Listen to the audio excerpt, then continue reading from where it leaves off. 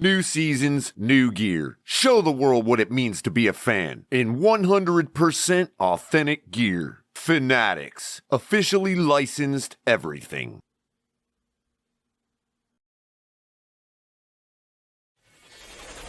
Get ready to dive into a new world of online shopping with the Finn's Tailgate. Whether you're a die-hard sports fan or just looking for the latest fashion trends, we've got you covered. With a wide variety of products from your favorite sports teams to stylish accessories and home decor, we're your one-stop shop for all things tailgate. Our easy-to-use website and hassle-free checkout process make shopping with us a breeze. Plus, with frequent sales and discounts, you won't want to shop anywhere else. So come on in and join the party at the Finn's Tailgate, your new go-to destination for all things tailgate.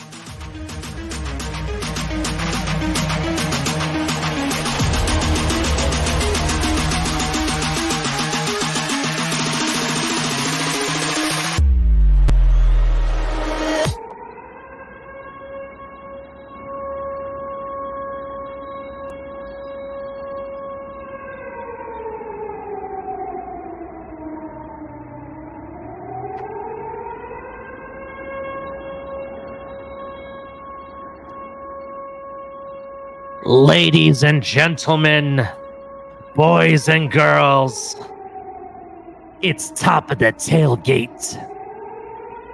Make sure you get ready for a hell of a ride. And let's not forget, Late Night Exhale is back Saturdays, 10 p.m.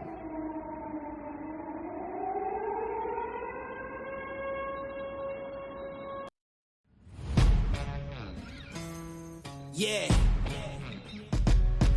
Let's go. We just gotta go hard. I go the hardest. I bring the pain. Not what you used to. It's all part of the game. Yeah. I just gotta go hard. I just gotta go hard. Go hard. Go hard.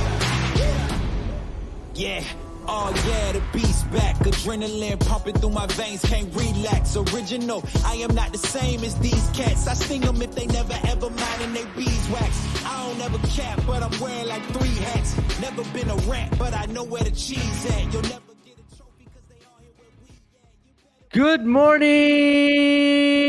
Finn fans. It's top of the tailgate. I am your host, Ali the Persian. Welcome to the Finn's Tailgate, everybody. That's right, Monday through Friday, 6 a.m. in the morning. That is right. Make sure that you guys are here. Welcome to the show. I got my co-host in the back. We got a lot to talk about. I'm talking a lot to talk about. But while you're hanging out, let's not forget the other content we got up in here. We got the El Capitan show. We got the color, in myself doing top of the tailgate or coffee and a cup of color, right? You got all those shows going on. You got KP up in the joint. We got Lewis, Shake Money. And let's not forget the newest edition, Crypto. That is right. Crypto is part of the team. I cannot wait till he gets his own show. I'll be the #1 subscriber, let me tell you. Anyway, make sure you check out the links below. All right, we got a lot of stuff there. You got, our affiliates, which we'll talk about, but we got a lot of other things going on. If you'd like to donate to the channel, we appreciate it. You don't have to. We got Cash App or Venmo, but make sure, most importantly, that you hit like and subscribe. That is #1 thing that you can do. Is hit like and subscribe, turn on the notification bell, tell your friends, tell everybody. Shout out to the members. If you want to, easiest way to donate to the channel and you like the content, you want more of it, and you want to get notified faster, become a member. We got 3 different levels. It's amazing. It is definitely amazing. Let's keep it going here though. I want to actually, what is going on with this? No worries. I got it. What is up, everybody? That's right. This is Top of the Tailgate. I want to shout out to my affiliates too, but before I do, I want to bring up my co-host. He is the man with the best voice in all of YouTube, in my opinion. The guy sounds like he could go up against Howard Stern of all people, and I'll give him some good, good music here. I kind of feel like he's got that rock vibe. I might have to download some better music for this man because I don't think it gives him justice, to be honest. But everybody give a big round of applause for the man, the myth, the legend, Color. What is up, Color? It is 6 a.m. in the morning. I'm still waking up, and I don't even know what the hell I'm doing here. Yeah, I mean, I'm in the same boat, bro, Yeah, Nice it's and lively crazy. and Definitely, it is. wiping the sleep out my eyes and yawning and making my cup of coffee and all the stuff you do at 6 in the morning. Yeah, I got my kid freaking up this early watching the show. It's ridiculous. Oh my God! But before we chop it up with the affiliates and everything, I want to definitely give you guys the weather report. The current TFTG network brought to you weather report is in Miami. Today's high of 89, low of 80 this Tuesday. They say they got winds coming out of the east northeast at 10 to 15 miles an hour.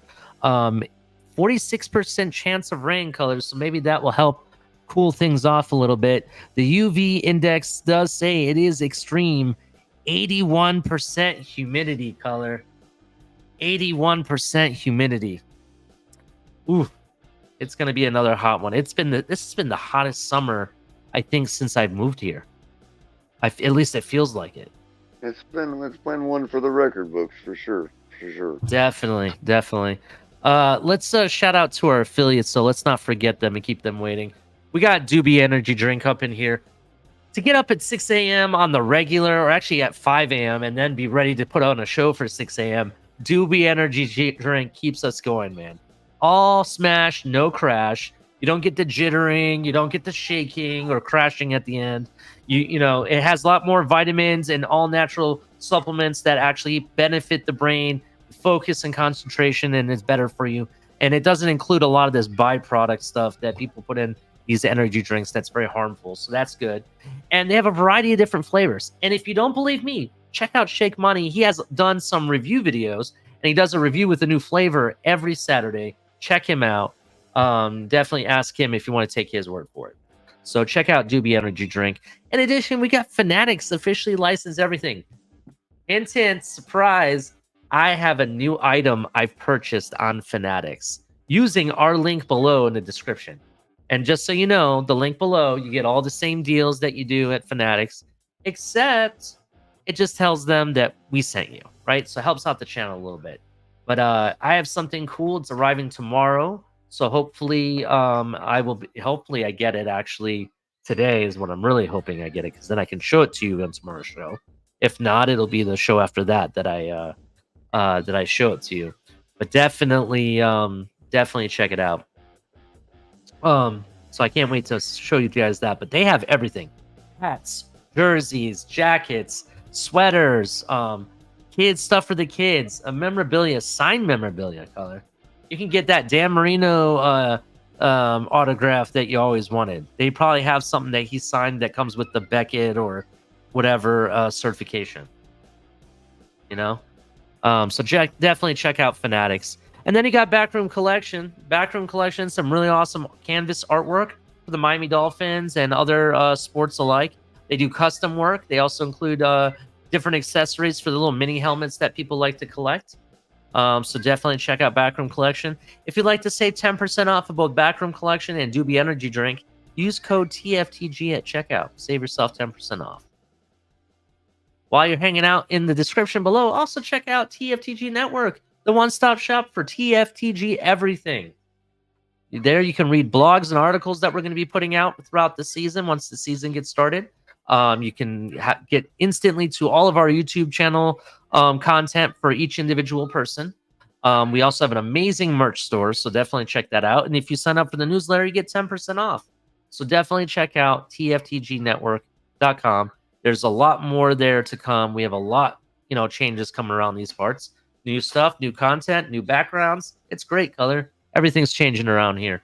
So definitely. And I promise you, for every for every color commentary coffee mug you purchase, Mhm. you will get 2 times the bonus cool points in your life. So you'll be 2 times cooler as a person if you Mm, drink coffee out of your color commentary coffee mug. yeah, definitely interesting. It's not a Uh, guarantee, but it's a promise. yeah, definitely. So yeah, definitely look at, the different stuff that we have in the merch store. The stuff we provide in our merch store, just so you know, it's not anything that's like generic. Everything that's in that store has been somehow thought of or inspired by you, the audience. Stuff that you guys have done in the chat, or when you came up to the panel and said certain things. It's conversations that we had here with you here at the Finn's Tailgate Network. I'm sorry, the TFTG Network, or the Finn's Tailgate Show, or Late Night Exhale, or Top of the Tailgate, or any of our other shows, Broken Takes, you name it. It's you, the audience, that inspired most of the stuff we have on there, from the t-shirts to aprons to different items. Each one of you had something to do with that, including the Buffalo Bills fans in here. They did inspire certain things. Just not, I can't say it in the morning time, but I will say it later on in a late night exhale. All right, Color. We got a lot to talk about, but let's keep it moving. Color, are you drinking coffee right now? I am What still kind of on coffee are you drinking? still on Tim Hortons. I got about a half a box left. I got you. Color's coffee of the week is Tim Hortons coffee. So definitely check out Tim Hortons. He says it's on par, similar to Dunkin' Donuts. Pretty much a little better actually. A little bit more of a nut Ooh, flavor. all the Southerners Uh, around here just got upset, especially the New England Patriot fans that come down here and eat Dunkin' Donuts off the turnpike, at the rest stop. They're well, they're all what good. edges Duncan out is the fact that I can walk about a 16th of a mile to go get one from their store. Can't Mm. do that with Tim Hortons down here. So That's there you true. go. Unless you're living across over the border up north in Canada, like Hmm. across the pond, and some of our other Dolphins community people. So Or definitely, if you're Buffalo fans, yeah, I guess they could just go over the bridge. Technically, you're right. Um, I mean it's so part of Canada anyway. Might as yeah, well be. oh, might as well. I would rather trade Buffalo to Canada for one Tim Hortons. Their color. I said it. Yeah, I know, right? Tell me about it. Yeah, Just give us one of yeah. your Tim Hortons. We'll give you the whole Whole, the whole city of Buffalo. yeah, whole city. We'll give it to you. That would solve a lot of problems here in the US, let me tell you. Oh, Um, we want a case of maple syrup too. yeah, okay, I agree. Yeah, because that is kind of pricey, and maple syrup, if you ever went and bought maple syrup, well, you have, I know for a fact, but other people, if you haven't, it's kind of pricey. You'd be surprised what maple syrup goes for nowadays. And you got to stop every Canadian ska band in existence. You have to ban them from playing ska and reggae music. Okay, I can't get behind that, but okay. Canadian, bro. Have you ever heard Canadian ska, bro? Just Not exactly, no. enough said. Enough said. Anybody that's heard it probably agrees with me. Probably. But anyway, Uh, let's keep it moving, color here. sure thing, man. So like I said, you're drinking the Tim Hortons. I'm not drinking coffee tonight, or tonight, this morning. It's still dark outside. Um, for a reason. For a reason. Unfortunately, my refrigerator blew over the weekend. I had the repairman come out today. He said they had to order a part. It's gonna take about a week to come. So I've lost all my groceries, my creamer, my milk, eggs, all that stuff is gone, bro. It's gone. I was able to save some of our freezer items and stuff like that, but the milk, Jeez, man, how you gonna feed your family for the next day or two, man? Jeez. well, luckily we just got paid, and Well, DoorDash and other other stuff. I mean, we have stuff we can cook, but that's not related to the refrigerator. Like I can make mac and cheese, that kind of stuff, that I have for it's the a kids. good thing Denny's still makes real food too. You know.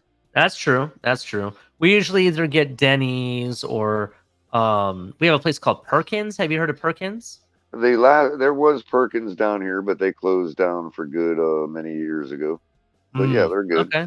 Yeah, they're not bad. I would rather go there than like an IHOP or some of the other places I've heard. My favorite is Cracker Barrel. That's where it's at for me. But only because I'm not saying that their food is like superior or anything. It's just that it reminds me of my grandmother and my grandmother's cooking. So for me, You know that's how why I there's go there. you know how their maple syrup is there for their pancakes? Yeah, they put them in little bottles. Right, and you know how thin it is Hmm. and all that? Well, that is basically like the hallmark signature of Canadian maple syrup. Interesting. That Interesting. is what that it's like. That's how it actually is, purely off the tap, sort of. You know what I mean? It's like thin Yeah, like that. it's not thick like we get in the Right. What we containers. call ours is actually pancake syrup, is what we call it. If you look at the Yeah. bottles, it doesn't actually Mhm. say maple syrup. It says pancake syrup. You can buy pure maple syrup, Yes, and you can. when you buy pure maple syrup, it is different. It's And used a lot usually, in baking, to be honest. right, and they're really expensive, like those bottles at Publix or whatever. And if you look at where they're The from, bo- they're do you see usually the size imported from bottle? Canada. You see Yeah. the size bottle? Uh-huh. This bottle is only, you can see my hand, is only about yay big, right? Right, This right. is how big of a bottle costs, like $24. That's how Right, much my right. wife had to spend. And It's if you look at ridiculous. the bottle, it says they're usually imported from Canada. Definitely. But the reason I knew that is we had a guest from Canada visiting us in Missouri, and when I Mm. was living there, and he got really excited because he went to when we went to the grocery store, he had to buy a bottle of maple syrup, and they literally drink it right out of the bottle as a matter of a pastime. Mm. Like they take swigs of maple syrup throughout the day. Am I Yeah, lying? definitely. Yeah, I understand. Let's keep it moving, color. So like I said, I'm doing the Great Value coffee. That's what I'm drinking. Um, and the Great Value coffee is it's okay. It's as what it sounds like. Great value. You get exceptional taste for a budgeted low price. You know what I mean? For the money, Right, it's right. not bad. When somebody hands you a cup of it, you're like, oh, great value. Yeah, I mean, it's coffee, you know what I mean? That's all I say. That's when I go, oh, it's coffee. It's not bad. I mean, it doesn't have the aroma that some of the other ones I've tried. Like I said, I do plan on getting some more exotic coffees. They just didn't have anything that I haven't already reviewed on here. And I try to get something that's different than I've already reviewed before. So, like I said, there's some Puerto Rican coffee that a friend of mine's dad works for the one of the biggest Puerto Rican coffee companies in Puerto Rico, and they're gonna get us a case of coffee. I don't know if they're gonna have Keurig cups or not, but I have requested if they come that way. Because if they do, then rock and roll. Otherwise, we got to get our little filters to put in our own grounds going, so I we can mean, try that. I'm running out of brands to try, bro. We're gonna have to like move Yeah. on to like Well, I told you I'm going to. the goat coffee. You know what I mean? Like, I told you I'm gonna go to Sprouts. You've heard of Sprouts, right? yeah. The grocery store. Do they have goat coffee there? I don't know if they have goat coffee. They have It's pretty a expensive lot stuff. of different organic flavored coffee that's supposed to have like a lot of all natural and all this other Uh-huh. stuff that I've never heard of, but it's expensive. It's kind of pricey for I me. was thinking about Um, possibly growing my own coffee plant, but I don't know like mm. what's involved with Hey, all that. Shake Money did the mushroom coffee with the psychedelics. You said it's kind of interesting. It actually comes with its own internal creamer. It doesn't really Uh, need a creamer at all. weird, weird. It's kind of weird. You know what I mean? I'd be a little suspicious of that creamer. Maybe you need some of that I forget what they call it. It's like a kickstart coffee that is like for like keto and stuff like that. And they have Right, different right. ones that do different things for you. Like they have one that's keto based, they have one that's like protein, and one that's for energy Well, and whatnot. I'd be a little suspicious. Suspicious. Usually, well, yeah, usually like plants that produce a white sap are Mhm. usually highly poisonous. Mm. Very, very interesting. So It's one of the ways is you can kind of tell in the Mhm. forest. Not all of them, but usually a white sap is going to be pretty poisonous. Interesting. I did not know that, Color. Learn something new every day. All right, Color. Let's keep it moving. So let us move on to the next banner here. And 1 second. Next, cause for cleats. Yes, cause for cleats are big. I do have a new one to talk about. And I was waiting to see if I got any recommendations. I haven't gotten any recommendations yet. But if you didn't watch yesterday's Top of the Tailgate, make sure that you do go back and watch it, because we stated we're starting to run out of cause for cleats to actually give a shout out to. I've already gone through the whole Miami Dolphins team from the ones I could find. I'm starting to use other teams. However, if there is a specific cause that you want me to shout out to, please include it in the comments below. Please put it not in the chat, but in the comments below on YouTube, or DM me on Twitter or whatever, or Color. Make sure you include the website of the actual cause you want us to shout out, so we can research it a little bit, so we know what we're talking about. Do understand we're not affiliated with any of these causes. I don't have any association with them whatsoever. I'm just putting it out there for everyone as an awareness to let you know that these causes are available. You might know somebody that's in need, or somebody that's being affected in their lives somehow, and one of these causes could help them. It's just for you to pass the information along. That's all it is, just so you know that.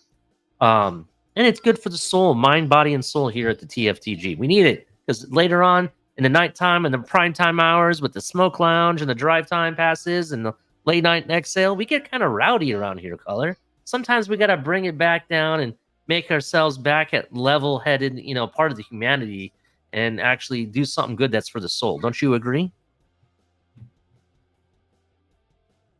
Color, you might be on mute. 100% tried to do here at the tailgate. Say that again?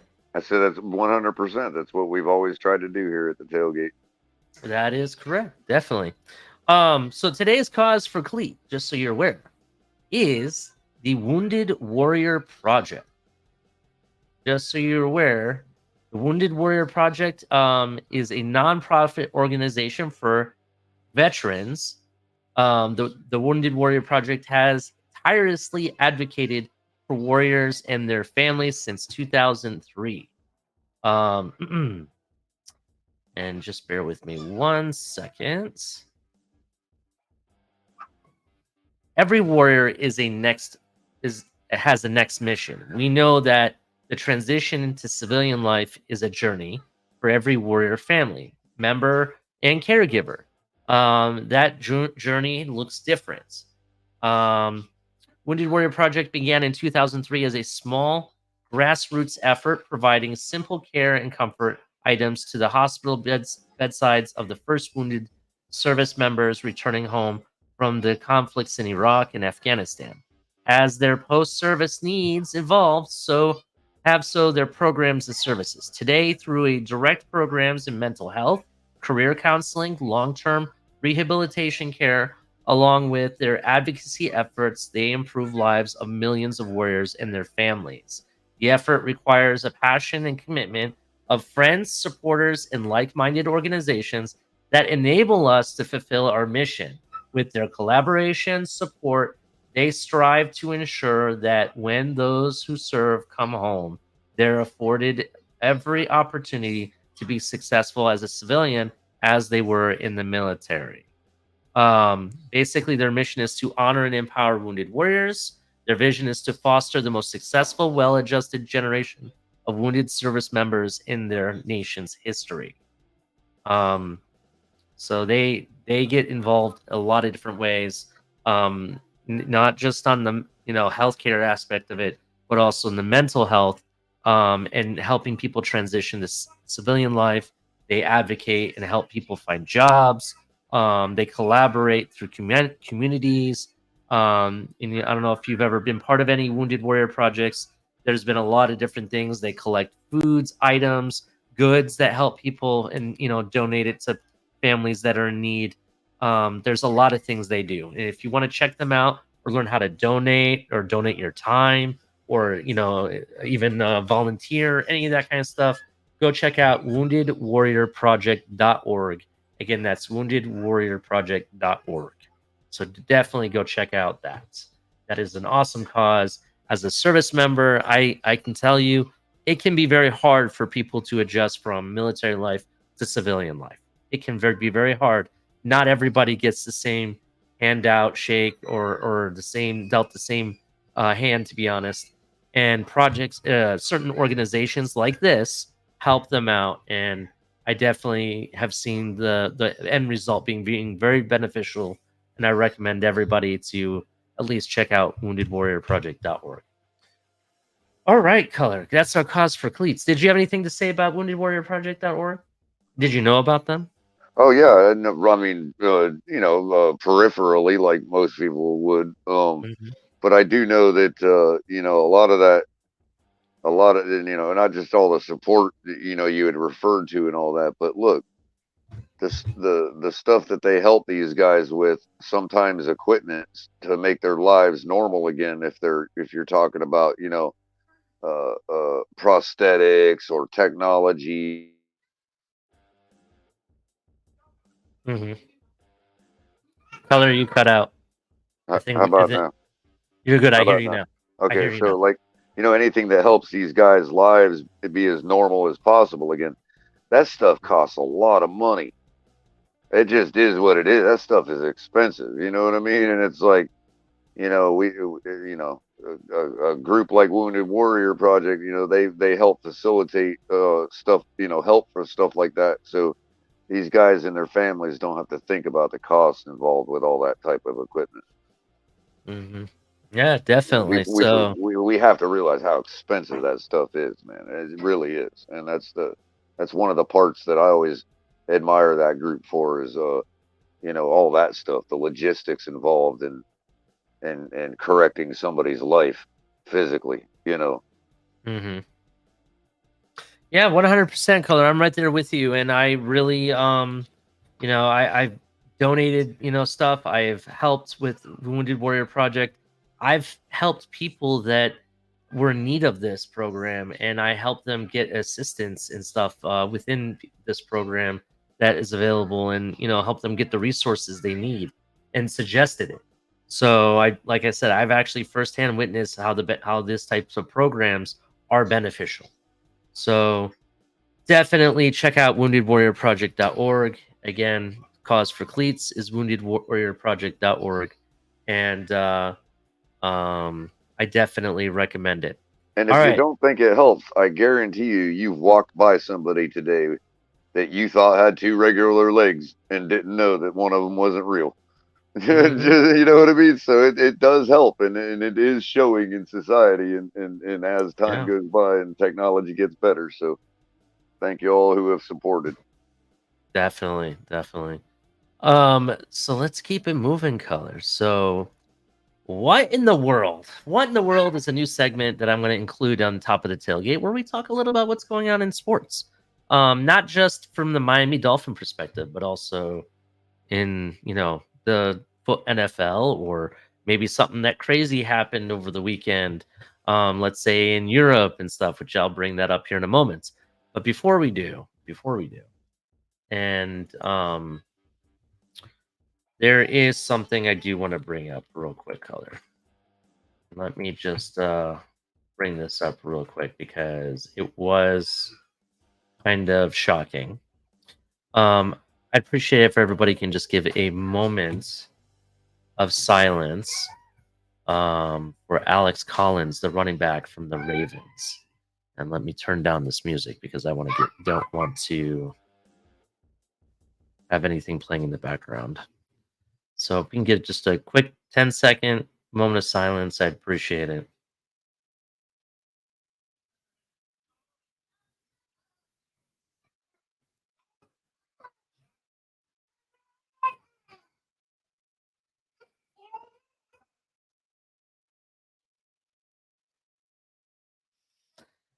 Okay, so if you didn't know, Alex Collins was a running back that played 5 NFL seasons with the Ravens and the Seahawks, right?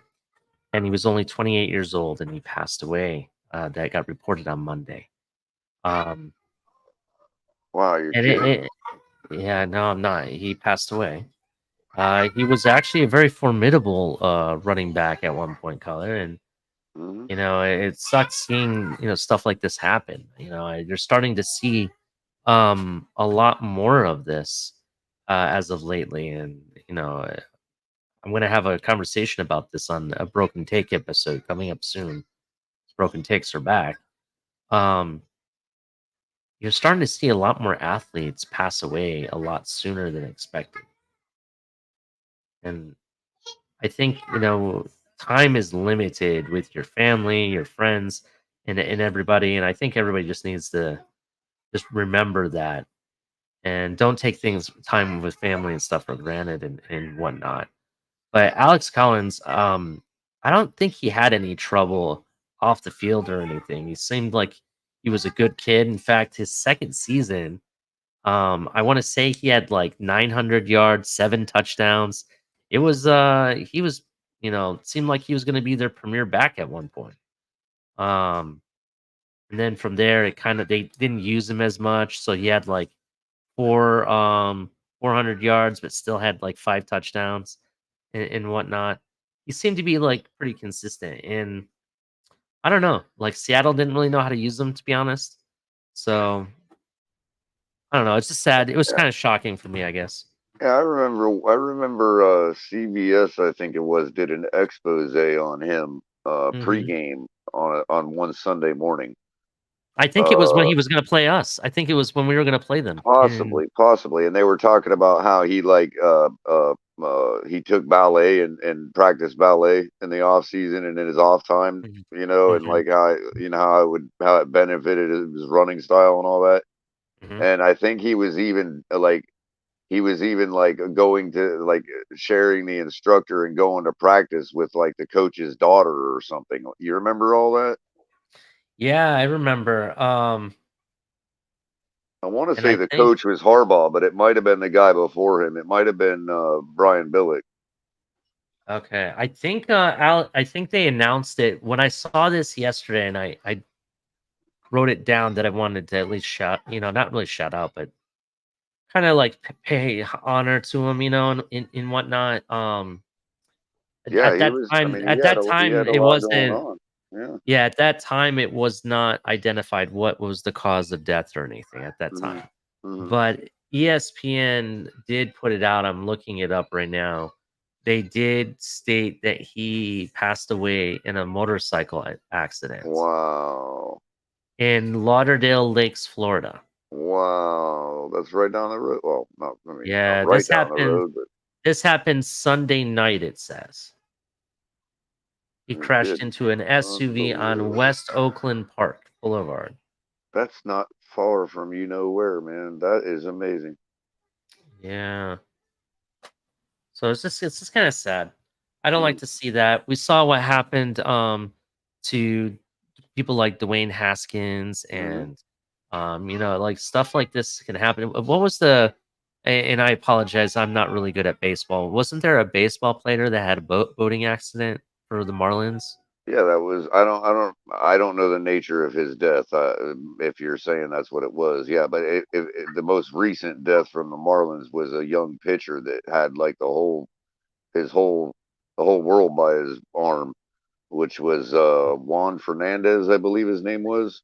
Yeah, that's the guy I'm talking about. I think it was a boating accident. Don't quote me on it. I could be wrong, but I thought it was a boating Hmm. accident is what happened. And And stuff like you also had the St. Louis Cardinals had promising Mhm, big hitter outfielder named Oscar Deveris that died in a car accident, I believe in mhm. Dominican Republic or Puerto Rico. I can't remember which one. Yeah, I Um, mean, here's the thing, Color. Like stuff like this gets to me, and I don't know what it is, but like I'll give you an example. And this person I'm going to bring up, he was actually retired, but he was in I don't know how to like what to call him. He was a entrepreneur, but also someone that is a like inspirer, I guess. They talk to people and inspired people and inspirational speaker or speaker. something like Yeah, that. Yeah. Kobe Bryant, right? I was the biggest fan when he was playing for the Lakers. I followed him from when he was rookie, even before before he got traded to the Lakers and everything. Um, I followed him and everything. I mean, I was big Kobe fan in high school, and I'll never forget it. I'm at my buddy's house, and don't laugh at me because I know I'm a nerd, but we're sitting there playing Dungeons and Dragons, right? And they're teaching me how to play and everything, and I get my phone vibrates. I'm thinking it's my wife, and I'm just gonna be like, "Hey, babe, what's going on?" And it's a thing that it's ESPN, and it's saying reported that Kobe Bryant was involved in a helicopter accident. Right? You can ask everybody that was there. My face just went white. I was gutted. I looked up to this guy throughout his whole career and big fan, you know what I mean? And it's just heartbreaking. And then you find out his kid was involved in the helicopter crash as well. And there was right, other people and everything. And it's sad. It's sad for everybody. But stuff like this, I guess I don't handle it well, bro. I don't handle like death well in a sense. You know what I mean? right. And Well, it reminds us all of our own mortality. I mean, we're all human. yeah, yeah, we're all human. We all put our pants on the same way, and Hmm. or dresses, depending on your desires. But I mean, and Hmm. we're all gonna work. I know obviously there's many different rituals, but we all go out one of a couple different ways. You know what I mean? So Yeah. I don't think they've come up with a way to extinguish of us that only one person has ever done. So nothing's exclusive. We all go in the ground the same way, is what I'm trying to say. Even though that's more of a metaphor itself. But bottom line is, love the ones you're with. You know, Mhm. try to love everybody. Try to respect everybody you come across. Yeah, I know it's hard. I know I fail at it a lot. You know what I mean? Uh, but we're just here for such a short time in the whole scope of things, and it's these bigger people, these larger than life people that go to that may end their lives too early, that serve to remind us of that. And that's probably why we all feel it so much, because we are all in some way connected, uh Mhm. without being a solipsist. You know what I mean? Like, Yeah. we all feel it, you know what I mean? We're all, there's a presence, there's a set of electrical signals that comprise somebody's personality that is no longer with us, and that can, that makes us all think. Mhm. Yeah, 100%. I agree. But prayers to Alex Collins' family and anyone that was involved in the crash or anything. Prayers to all of them, and I pray for everybody. So I just want to say that. All right, Color. Off to the next what in the world subject. Um, we're gonna keep it football. I have one more Hey, you after the can't get foot. much freaking more what in the world than that. I laid that. I didn't know anything about that, bro. Yeah, I found that out today too, and it just was like, wow, it kind of hit me kind of hard. I don't like personally as a person. That doesn't matter who it can be. It could be my worst enemy. If that happens to him, dude, I just break down and I feel so bad. You know what I mean? I don't handle it well. You know what I'm saying? It just sucks. All right, don't want to get into my emotions right now. Let's keep it moving though. So next subject, we're gonna keep it in football. And this one, if that didn't shock you, this shocked me a lot actually, because of what the story that we were told is a lie, Color, and that is the Robert Orr story. Did you hear about this? What came out today? No, I'm not even familiar with this person. I heard somebody mention it earlier, but I'm not All even right. familiar with this person. So have you seen the movie Blindside before? No. All right, Blindside was a movie that came out in 2009. It follows the inspirational story of behind Michael Orr, not Robert Orr. I'm sorry, Michael Orr. Okay. I'm familiar now. I remember now. Yeah. Yes, Michael Orr, who was supposedly adopted by a wealthy family, and it tells a little inspirational story from a kid that was living in property, was dealing with an abusive family and whatnot. Be able to be adopted and go to a good school through college, and then eventually the NFL. Right? Sounds like Sandra an Bullock. Sandra yes, Bullock. Okay. Yeah. exactly. Okay. Sandra Bullock. That's the who played the part. Now, retired Ravens offensive lineman and NFL star Michael Orr, whose supposed adoption out of homelessness and poverty by a wealthy family was the basis for the 2009 film The Blind Side, is now filing a petition with a Tennessee court.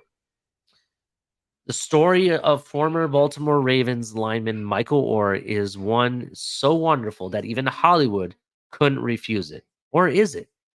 The now retired NFL star, whose supposed adoption out of homelessness and poverty by a wealthy family was the. Actually, I just read that. Why do they have this twice in this article? Doesn't make sense.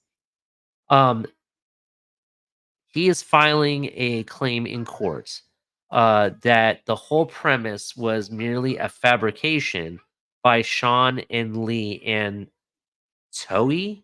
I guess that's how you say their last name. Tuohy. You know how to say that color? Toey? Sounds as good as I would try. Yeah. Tui, something like that. Yeah, so they're saying that it's a fabrication with the purpose of monetary gain. The petition alleges that the adoption of Orr as a high school student by the Towies never actually happened. Instead, the Towies tricked Orr to sign documents making them his conservators after he turned 18 that allowed the couple to have legal authority to make business deals and decisions in his name. Also detailed in the petition is the allegation that Towies used that legal power to make the deal for the Oscar-winning film that garnered the couple and their two birth children more than $300 million, while Orr himself received nothing in exchange for his own story. Ain't that something? In the Wow. years that followed, the Towies have continued to describe Orr as their adopted son and use their connection to promote their foundation as well as Leanne's Towies' work as a motivational speaker. The lie of Michael's adoption is one upon conservatives Leanne Towie and Sean Towie have enriched themselves at the expense of the ward and the undersigned Michael Orr. The legal filings say that Michael Orr discovered this lie in his chagrin and embarrassment in February of 2023 when he learned that the conservatorship to which he consented on the basis that doing so would make him a member of the Toys family, in fact, provided him no familial relationship with the Toys. Toys, I'm sorry. Wow. The petition is asking to end the conservative and issue an injunction preventing the Tuohys from using Orr's name and likeness for any purpose, as well as the couple to pay Orr for his share of money gained from the movie and other business ventures. Since at least August of 2004, conservators have allowed Michael specifically and the public generally to believe that conservators adopted Michael and have used the untruth to gain financial advantages for themselves and foundations which they own in which they exercise control. The petition says all money is made in said manner should in all conscience and equity be discorded and paid over the said ward Michael Orr. Mm. And they should forfeit whatever goes to them. Yeah. To be Yeah. honest So with you, why should they pay him out and then still get off scot free as millionaires? You know? yeah, I definitely hear you. In the past, the Toeies have denied making much money from the movie, according to this. They said they received a flat fee for their story and did not reap any of the movie's benefits, but they are proving that they made over $300 million. Well, $300 million even is if a it was the whole. Even if it was the publishing house should forfeit it. Yeah. So $300 million is not just a flat fee. That sounds like a whole budget for an entire movie, Yeah, if not yeah, more. exactly. Wow. Glad I never saw it.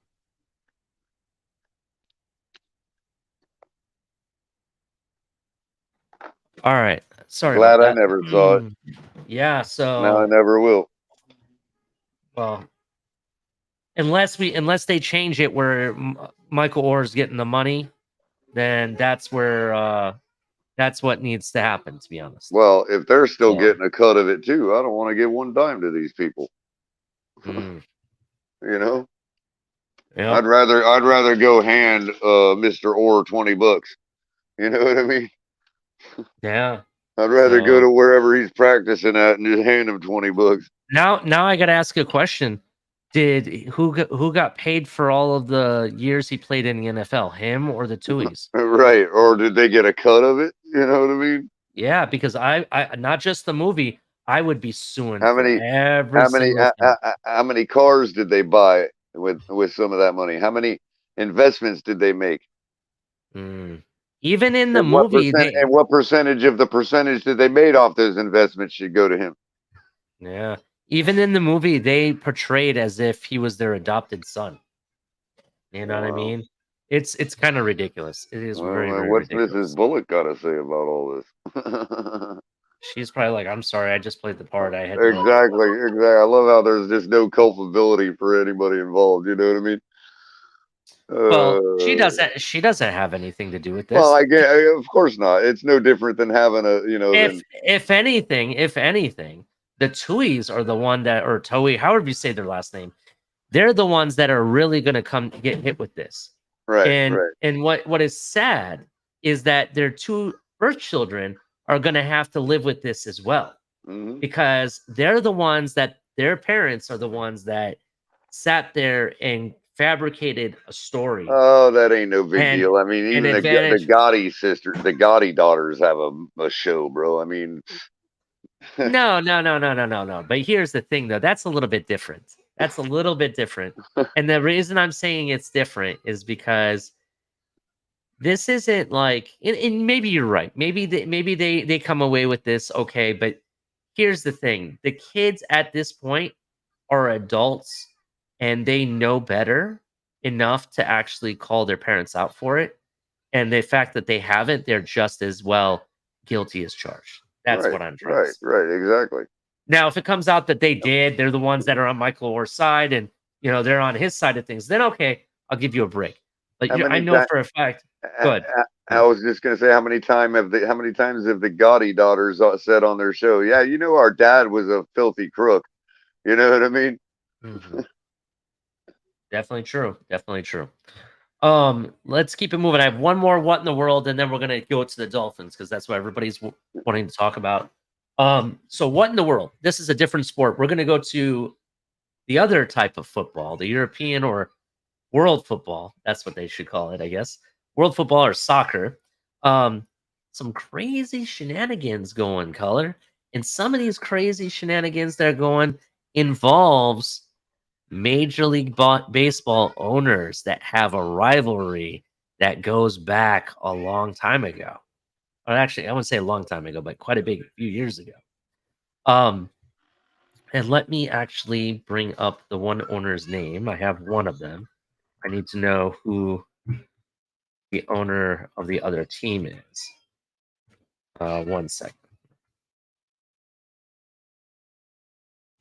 Uh, Maybe you can give me more light on this rivalry and how it started. Maybe you know a little bit more about it. I might. So But so let's talk about this. All right. So this goes back to Major League Baseball. You have the owner of the Dodgers, Todd Bowley, and you have the owner of the Boston Red Sox, John Henry, right?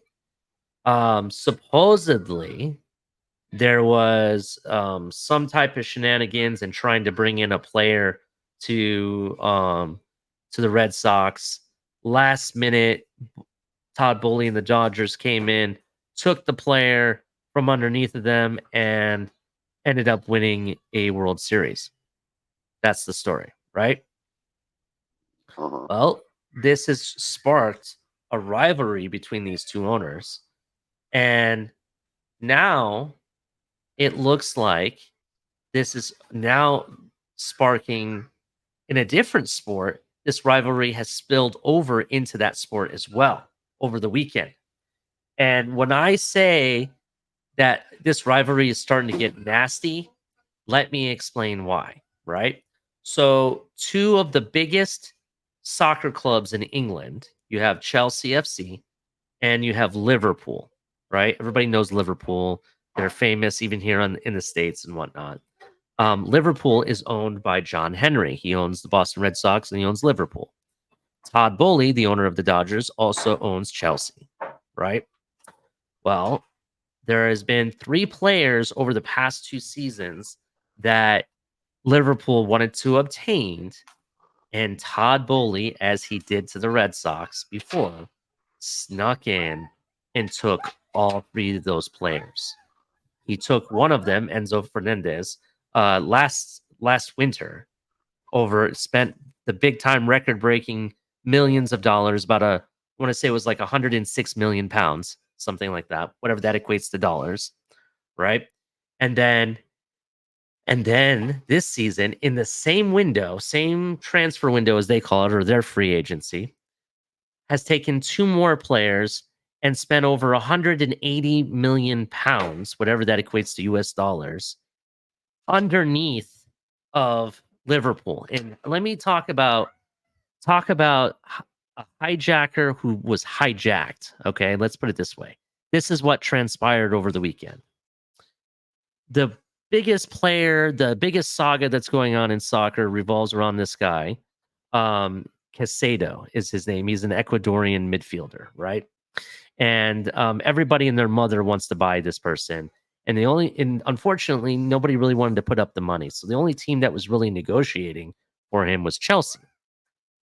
In the 11th hour of the deadline to get this deal done, Liverpool came out of nowhere and put up a record-breaking bid of 110 million pounds.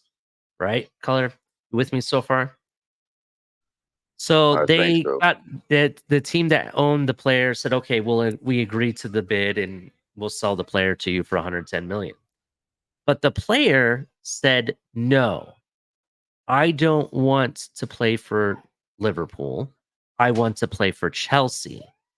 So Chelsea had to renegotiate with the team that owns him, and they ended up paying 115 million plus pounds, right, for the same player. And so basically the team that was doing the hijacking just got hijacked because not only did they pay for this player, they turned around and went and bid and is about to sign the player, the second choice that Liverpool had. If they didn't get this player, they're going to get somebody else. They went and bought him too. So you can't have your first or your second choice. So technically, since last winter, they got Enzo Fernandez was one of their big players they needed to bring in. Casado they got, and then they're going to get this next guy, Lavia, or however you say his name. Is a Belgian player. And all, basically undercutting Liverpool everywhere it turns. Todd Bowley has been doing this, right? So the owner of the Red Sox, John Henry, flew into England on Sunday, watched his team play to a draw against Chelsea, the same team, then turns around and talks to the organization that runs the Premier League or their federation or whatever it is, and starts claiming that the Chelsea are breaking rules. There's no way they can afford to pay for all these players that they've brought in and for the past 3 transfer windows, as they call it, or free agency periods. There's no way that they could afford it, and that they're breaking the rules and all this other stuff. Well, Todd Bowley is not breaking the rules. He's just taking advantage of the loophole that they left open that allows him to do certain things to bring in players. And it's also not his fault that the players said no to the other team, that they don't want to play for you. They want to play for Chelsea. I just thought that was interesting that this rivalry has been going on in baseball, spills over to soccer, and now owners are tattletaling on each other and everything. It's craziness. I don't think I've ever seen anything like this, even in NFL. Have you ever seen it where an NFL team comes in and hijacks free agents from another NFL team 3 times in 1 year? Have you ever seen that before? Well, possibly, but it's a little harder to do with the salary caps and all that. Yeah. In soccer, they have something called financial fair play, which basically means that they need to see that you have the income that comes in that allows you to afford to Right, buy these players based right, off of net spent and all this other stuff, right? And right, they have these balance books. Well, what they're doing is it allows them to, instead of paying the whole £100 million or whatever that equates to dollars all at once, he can split it up over the whole years of contract that he's signing the player for. So, for right, example, Casado signed technically a 9-year contract. It allows them to split that up over 9 years, to give you an example. So instead of paying 115 million, whatever 115 is, divide that by 9. That's really what he's paying. And that is yeah, allowed based on the current rules. So now this owner is trying to force the Premier League and other organizations that are ahead of the soccer in over the world to put in rules that does not allow them to do that anymore. So basically limited and whatnot. They already limited it to what it was before because of the same issue, and they keep complaining because they can't compete. He doesn't have the money to compete with teams like Chelsea or some of the other bigger teams that are out there. right. So, but I just found it kind of interesting that in the same year you got basically screwed 3 times, and this one, and it's by this one owner. You know what I mean? It's Hmm. not like it's different teams doing it to you. No, it's the same. It's like, how like you have this bully and he's constantly poking you, and he Right, constantly gets you with the same gag 3 times. Well, the owner of the Red Sox is like, well, I've had enough. I can't compete with you. So I'm just right, gonna find a way to change the rules so you can't do what you're doing. right. You also have revenue sharing in the NFL, so the owners all love each other. Yeah, so they don't They really all care have, because yeah, whoever's making hand over fist. That doesn't right. happen They all anymore. have they all have unwritten rules of etiquette, and respect and all that Mhm. stuff. Yeah, definitely, definitely. Until they All right. all decide that they hate one of each other, and then they like emails get leaked, and then they vote one of them out. Hmm. Yeah, so I just found that kind of interesting, and I thought maybe you'd get a kick out of it since it had to do with baseball owners. You know what I mean? I forget who it was that the Dodgers had basically got and won the World Series with. I can't remember his name. I'm thinking it's gonna be. Gosh, I can't picture his name either, but I know the player's face like the back of my hand. If it was recent, I know who it is, man. Played for the Red Sox, shortstop, I believe, or something like that. Hmm. It escapes me, but yeah, Yeah, I'm trying to see if they actually list the player's name. Um, no. Yeah, it doesn't tell me. Um, oh, maybe this is it. Hold on, let me see this. Blistering. No. Mookie Betts. No. The team has Mookie been. Betts. Mm, I think I it's don't know. Mookie Betts. That's who I think it was. Yeah, I don't know. Doesn't tell me. But that's what the thing is going on that's being talked about in the world. They keep talking about this rivalry that started in Major League Yeah, Baseball. I think it So I'm was like, Mookie. I think it was Mookie mm, Betts because the Red Sox traded Mookie Betts, and I think the Dodgers won the World Series that next season or the season after. yeah, it was something. It was basically that kind of a situation. Yeah. All Um, right, so keep it going, color.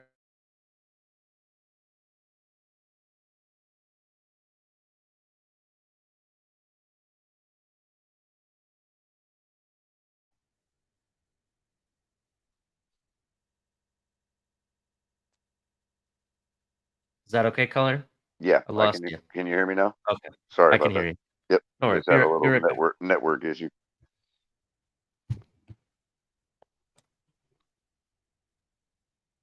So while Ali is creating an editing point here, we will go ahead and shout out to the audience. How y'all doing this lovely morning? I see a few of you in there, but I'm not going to name any names this morning. This beautiful Tuesday morning. I'm sure I know who's in chat, but I can't be 100% sure on this beautiful Tuesday morning.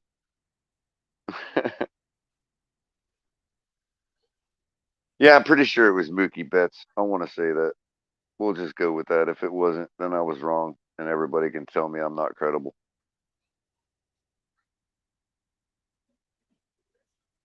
So I don't know what Ollie went to go do, but I can't field any of your questions right at the moment. So I will just harp on about, I don't know, let's see. I have nothing. We're just going to have to chop it right out. Ollie's going to have to do some editing because I don't know what to say to y'all right now. So there you go. I'm probably in chat right now with y'all talking it up, laughing at myself. In case Ollie doesn't edit this out. How you doing this morning, color commentary? I see you there in chat talking to everybody.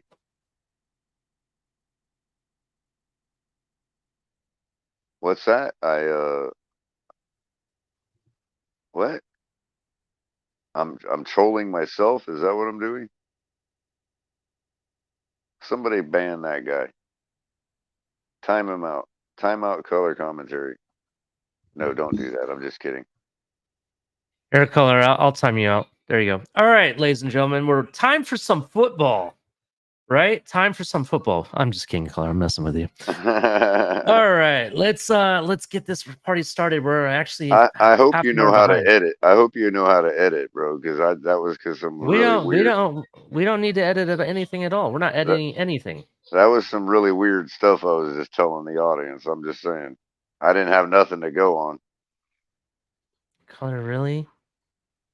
What? Really? I'm not editing this. We're playing it raw No, as it is. not that weird. It was just nothing. I didn't have nothing to tell them. Yeah, this is live color. We're not I tried. editing anything. I tried. I can't tell what anybody's asking me right now, so I just kind of like didn't have nothing to talk about. Oh, should have talked about your gardening. I thought you'd do something like that. Well, it was kind of. I didn't realize you were stepping away so quickly. I couldn't come up with nothing. I was a little dry. Oh, okay. Yeah, Yeah. maybe you should water your plants. They wouldn't be so dry. I know, No, right? Right? I'm messing with you. All right, let's keep it going, color. So, let's keep this going. I did start So, to talk to myself in chat, though. That's kind of weird. I always talk to myself in chat because I'm asking questions to people, but it goes by so quickly. I might as well just talk to myself. Right. And then I told the moderators to time color commentary out. That's what I was talking about when you got back. Mm-hmm. So let's talk about practice yesterday. Miami Dolphins stock report, according to Omar Kelly. Dolphins all-pro receiver Tyreek Hill heats up for a thinned-out receiver unit, dominating Monday's practice.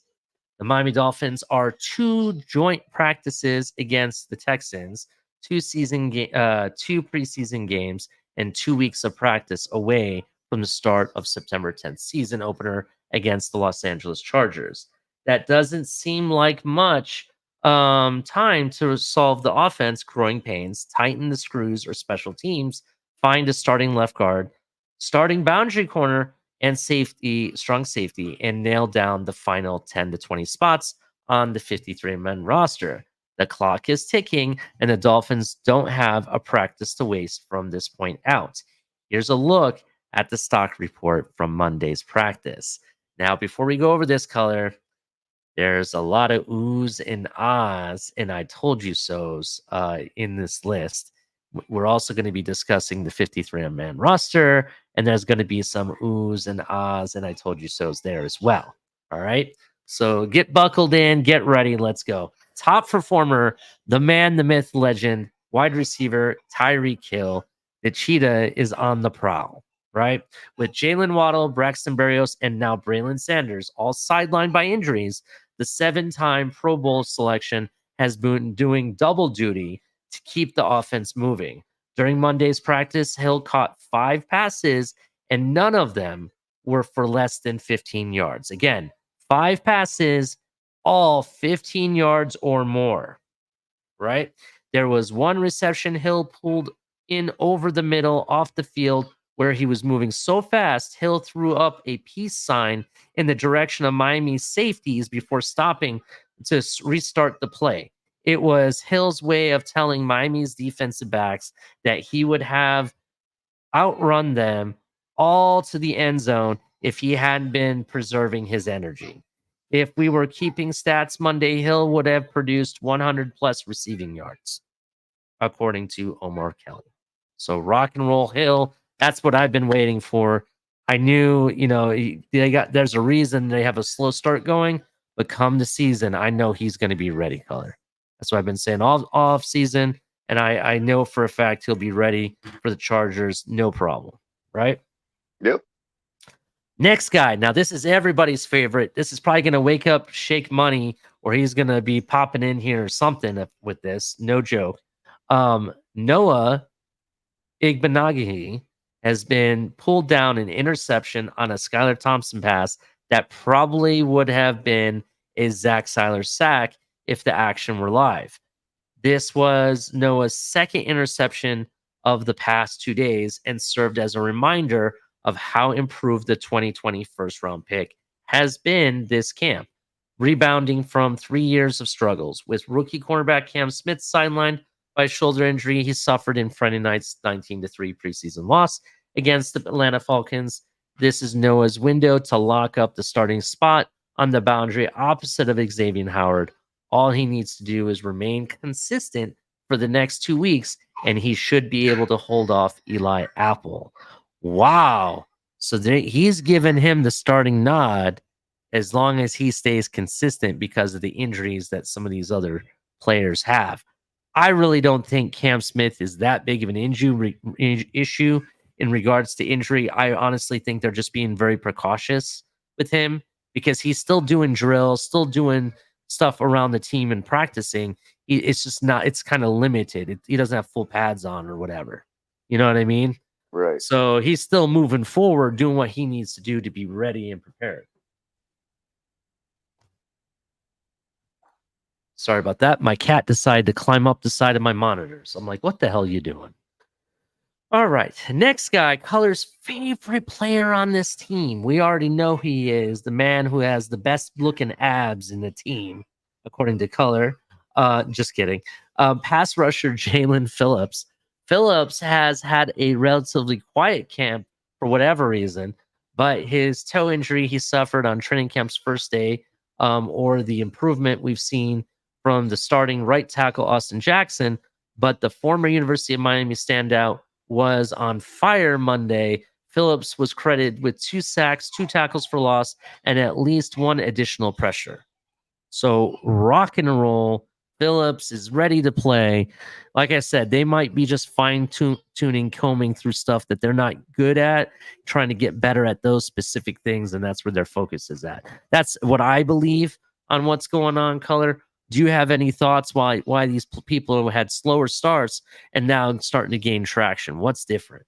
I mean, nothing is really different. I mean, you would expect that. I mean, first day of camp to now, it's gonna be, there's gonna be that difference in hindsight.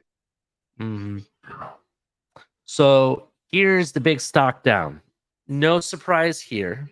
I still think he makes the roster because of the guaranteed money, unfortunately. But that's receiver Cedric Wilson Jr. Wilson, who's guaranteed $5 million of his $7 million contract this season, has had a quiet camp up to this point. If there was a time for him to step up, proving that he's the deserving spot on the roster, it's now. considering 3 receivers are sidelined by injuries. But Wilson was sparingly used in Miami's 11-on-11 period Monday, and the lone pass that went his direction was broken up by corner Xavier Howard. At this point, it is clear that Wilson was one of the worst free agent signings of Chris Greer's tenure as general manager, because the team's 6 or 7 receiver shouldn't be one of the 10 highest paid receivers on the team. Damn. Ain't that damning color? Scathing. Yeah, it's definitely scathing. Do you agree? Is it one of the worst signings? I mean, technically, we did sign this man prior to bringing in Tyreek Hill. Do you think it was really that bad of a signing at the point? Because I thought it was a good signing. We thought he got decent. It was decent money for what we were getting and what we speculated. What do you think? I mean, it all depends on what was expected out of him last year, behind the scenes, as opposed to what we're gonna, see out of him this year. I mean, Omar makes a good point. It's the way it looks. He's a 6 or 7 receiver, and yeah, I mean, you don't want to have that guy making top end of the spectrum in money. But that doesn't Yeah. mean that. I mean, for whatever reason, if the guy's still on the team and proves everybody wrong. I mean, let's face it, it was his first year with the team last year, and among others, among the coach and everybody else. So, I mean, how do we really know at this point, other than what we can currently look at, and in which case, what Omar says perfectly applies. Yeah, I definitely agree. So some of the highlights of today's, or actually not today, but yesterday's practice. Highlights, lowlights, and observations from the 13th practice, day 20 of the Miami Dolphins training camp. The Dolphins conducted an inside and outside practice for the Baptist Health Training Complex, with the outside portion conducted in front of a group of high school football players. To start off with the attendance check, which again was highlighted by the absence of wide receiver Jalen Waddle. Others who didn't practice Monday were his fullback Alec Ingold, Braylon Sanders, Miles Gaskin, Jalen Ramsey, Keon Croston, Brandon Jones, Justin Bethel, and Ethan Bonner. I think that's how you say that. Bonner. I'll go with Bonner. Veteran tackle Teron Armstead did work with the offensive line, but again, one moment.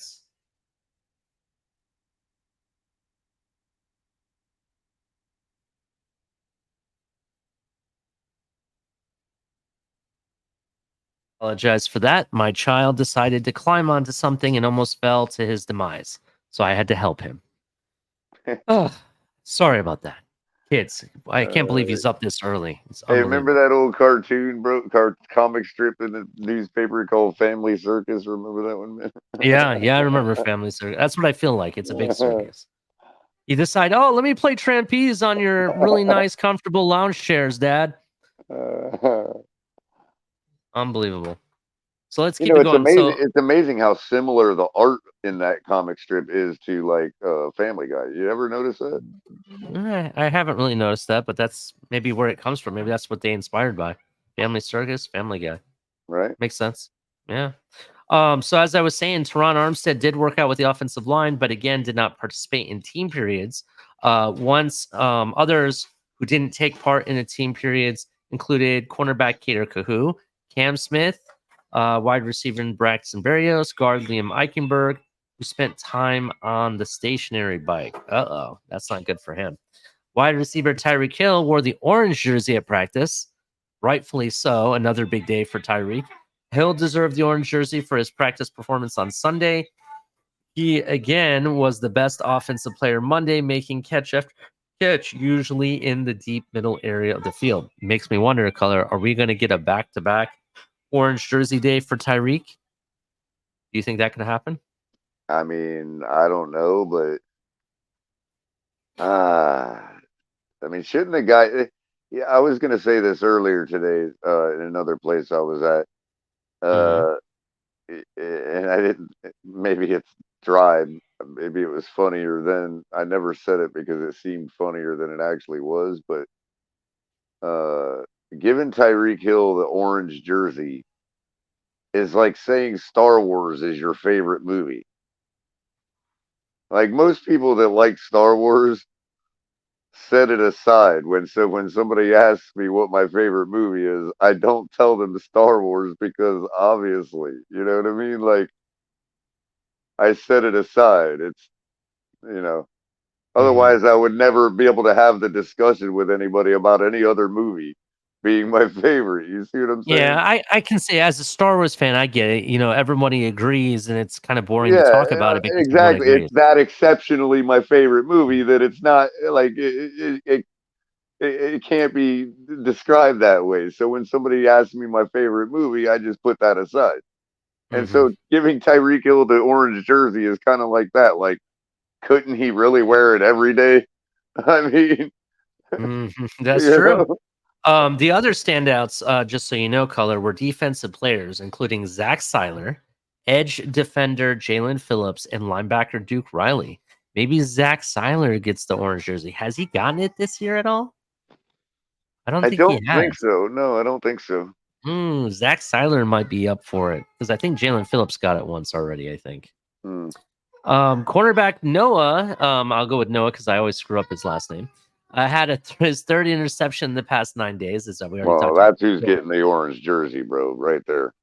Maybe you actually might be right. Um, uh, Also, quarterback Tagovailoa had a much more productive practice than he did Sunday through the offense. Didn't function as smoothly as he did early in training camp. Tua's first pass attempt in 11 on 11s was a deep slant intended for Cedric Wilson that was broken up by Xavier Howard. Phillips' big day started with a tackle for loss against Jeff Wilson Jr. He got close enough to the quarterback that the media members were debating whether to award him 2 or 3 sacks on the day. Seiler also had 2 or 3 more plays where he got close to the quarterback before stopping, as he won battle after battle at the line of scrimmage. Linebacker Andrew Van Ginkel beat tackle Cedric Ogbuehi around the corner, prompting Ogbuehi to hold him. That's interesting. Cornerback Eli Apple had a nice play in the run support when he came up to the line to meet Raheem Mostert. Mostert was the most impressive of the running backs on this day. Wide receiver Robbie Chosen was the second most productive receiver on this day with 3 receptions from Tua. Rookie edge defender Mitchell Agude had a would-be sack against Tua. Again, Agude continues to impress. Wide receiver Eric Uzukama failed to come up with the long pass down the left sideline from Mike White after he looked inside when the ball was thrown outside. Cornerbacks Skylar Thompson and Mike White, I'm sorry, each fumbled a snap in a span of 4 plays. Wow. That is not good color. Along with a couple of Tua throws in the middle of the field, the other pass that stood out was Freddie Thompson's completion to River Craycraft near the left sideline over the defender in a game-ending situation. That was followed by a spike and incompletion under duress by Thompson on the last play of practice. So, based on what I'm gathering, color, and we're going to talk about the backup quarterbacks just for a second. There is no clear winner or person that is ahead. I want to say both Skyler and Mike White are running an even race. Both of them are just as bad. That's basically from what I'm gathering and stuff I've read and what I've seen. And I just Now, disagree with that, but I'll get to that as soon as you're done. I'm sorry. no, it's okay. And I understand you may disagree, but what I'm saying is, it seems like both the quarterbacks are just as bad as each other. There are times when Skyler does throw a pretty pass, as they just stated, but there's a lot of other things he does that it's just not good. And then you look at Mike White, it's the same thing. He does a lot of things good, and then he does a lot of things bad, and it's like an even race. There is no clear winner. The battle hasn't happened in a sense. That's just my opinion. Based on what I've That seen. part I agree with. Yeah. The Now, battle is neck and I'm neck, not, hasn't begun. However you want to illustrate that, I agree with that but part. I understand, but And I'm not saying that Mike White is better than Skylar Thompson. I'm not saying that Skylar Thompson is better than the other. All I'm saying is that the battle really hasn't happened because they at this point they've done stuff that they're both just as equal. You know what I mean? That's just my Not from what I've seen. that's the part I disagree with. Okay, all right, And and I it's fair enough. Go I ahead. can explain why. I just I wanted to make sure you had it. You know, you got everything you needed to out. I just Go ahead. don't. I don't agree with the sentiment that they're both like. First of all, I think they are neck and neck. I think uh uh, you know, for me, there's certain things about being on a football team for a second year in a row and having experienced a playoff game with them and this and that and the other that I think should Mhm. edge out Skyler if things are all equal. Yeah, I Okay, agree with that. I agree but with that portion. I'm but just but talking about training camp alone. But go ahead. Go I ahead. understand. I understand what you're saying. Yeah, go ahead. Number one, if the battle has begun, then Skyler hasn't had his turn yet. Okay, to work under the same conditions that Mike White has. That's first off. So there can be no clear comparison in that regard. And secondly, when we say Mm, and I've heard it's not just you, it's I've heard the sentiment echoed everywhere that that Tua has separated himself and that they're just so bad and even in your case you said the race is neck and neck or hasn't begun, whichever they're both equally the same statement almost in the result. But however you look at that, that they're equally bad. And I just don't I just fundamentally disagree with that sentiment when you're talking about what are we comparing bad to?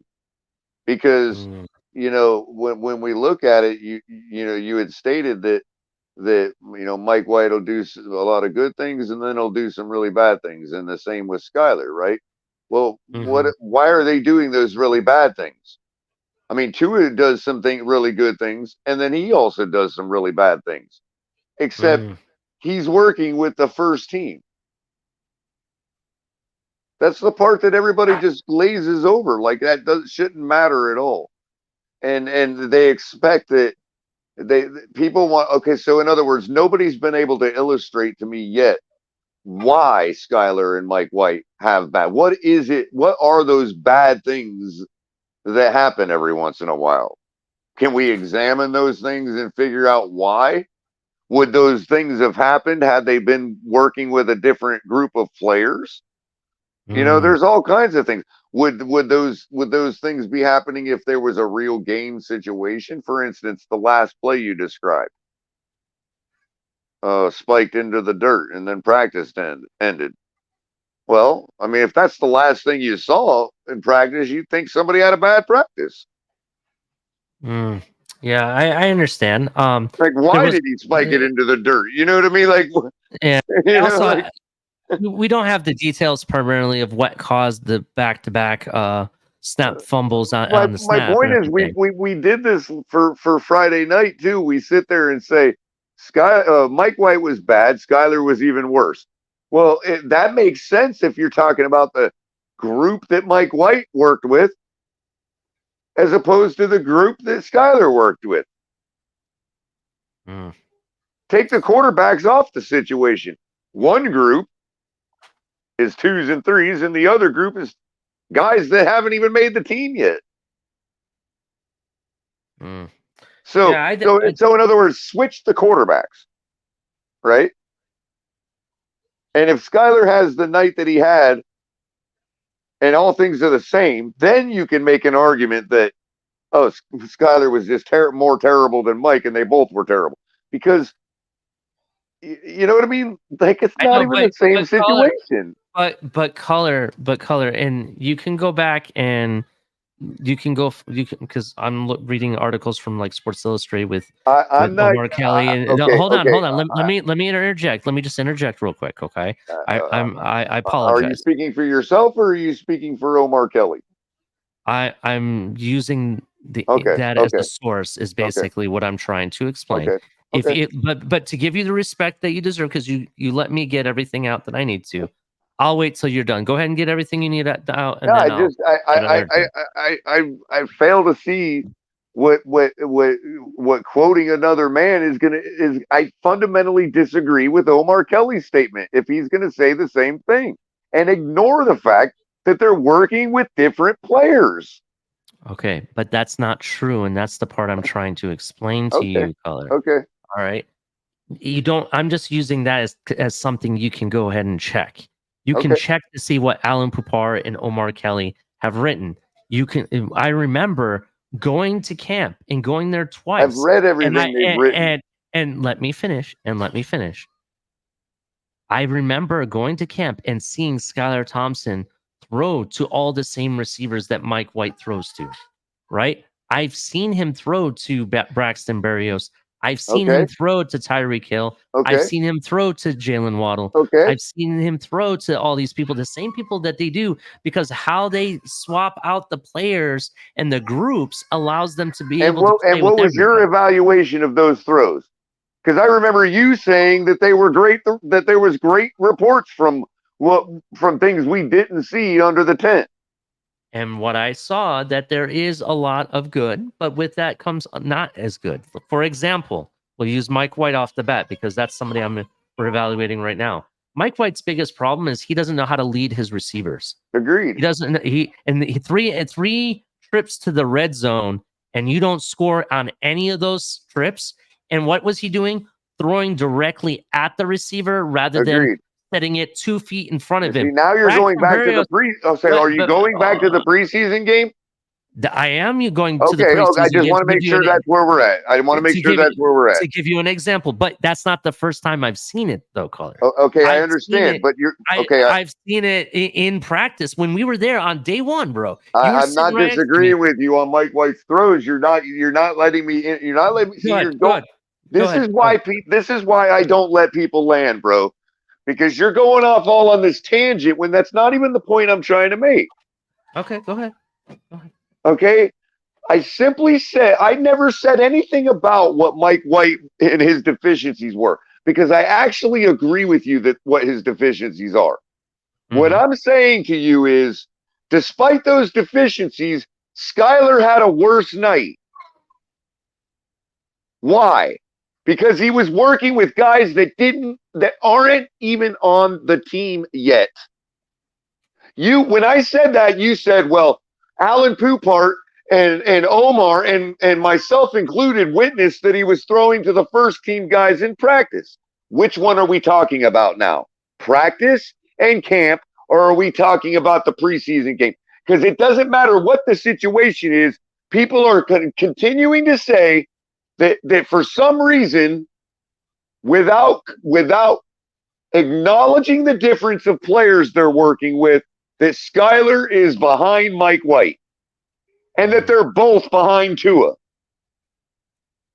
I can tell you this. Tua has had days in practice with the first team that Skylar had Friday night with the guys that are not even going to make this team.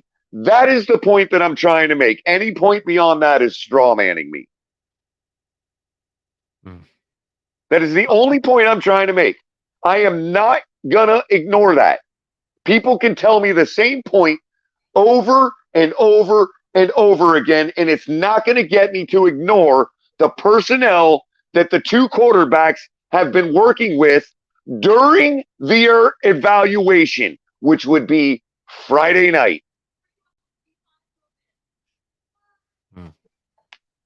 I saw both quarterbacks work with the first group of receivers too. And I saw great throws. Did I imagine them? Am I being gaslit here? I don't think so. I mean, I don't understand where this need to trash our backups comes from. It's not even reality. I don't really think it's a need, Color. I was just speaking based on the battle that's going on. That's all I was. I've spent the better part of 2 months illustrating and providing evidence to people that I'm being gaslit on this issue. Yet every single day I hear the same things. If they're that bad, what the heck are we even doing then? Why are we even talking about Super Bowls if our backup quarterbacks are that bad? I just can't deal with it anymore. Everybody else gets it's just practice exception, except Skylar Thompson. It's unbelievable. Let me ask you this, Ollie. Do you think Eric Izukamna had a great night Friday night, like everybody else does? Yeah, I think he did. What do you think he did that was great? He proved that he's gotten quicker on the ball. Okay. He was used in the jet sweep formation very nicely and Right. turned up. He basically showed things that you didn't see Did he him catch do any passes? previous. I don't remember if he did, but the two things I remember specifically was where he was running with the ball a lot, and it looked good. Right, So, right. And that those play calls could obviously come from the coach, so we don't credit the quarterback for that, right? But that's why I asked, did he catch any balls? I don't know. I don't remember. Did he improve in his did we see any like showcase of the ability to be a wide receiver? A better question. Who had the best night as wide receiver when it comes to catching the ball that night? That is a good question. I really don't know. I don't know who was the better How many person. receptions did the running backs have? Did we even throw the ball? I know we did throw the ball. It just didn't look pretty, to be honest. I would have to go back and look at the stats from the game. I remember at least 3 passes from Mike White that ended up, one of them intercepted, the other dropped in the end zone. And the only pass I can remember from Skylar was the deep throw that got intercepted, right? Because those are the ones that stand out in my mind. Are those the only passes we threw that night? It said we had 149 passing yards. If you would like to know the stats, Skylar Thompson had 104 yards and 2 interceptions. The leading receiver was Devon A-Chain, 4 receptions for 41 yards. Elijah Higgins had 2 for 36 yards. Miles Gaskin had 2 for 20 yards. Okay, and what about Mike White? Mike White he was 9 for 14 for 85 yards, 1 interception. 9 for 14 for 85 yards, you said? That is correct. And just so you know, Eric Hughes.com had 3 receptions for 15 yards. Okay, and Skylar was 10 for 16, 104 yards, and 2 interceptions.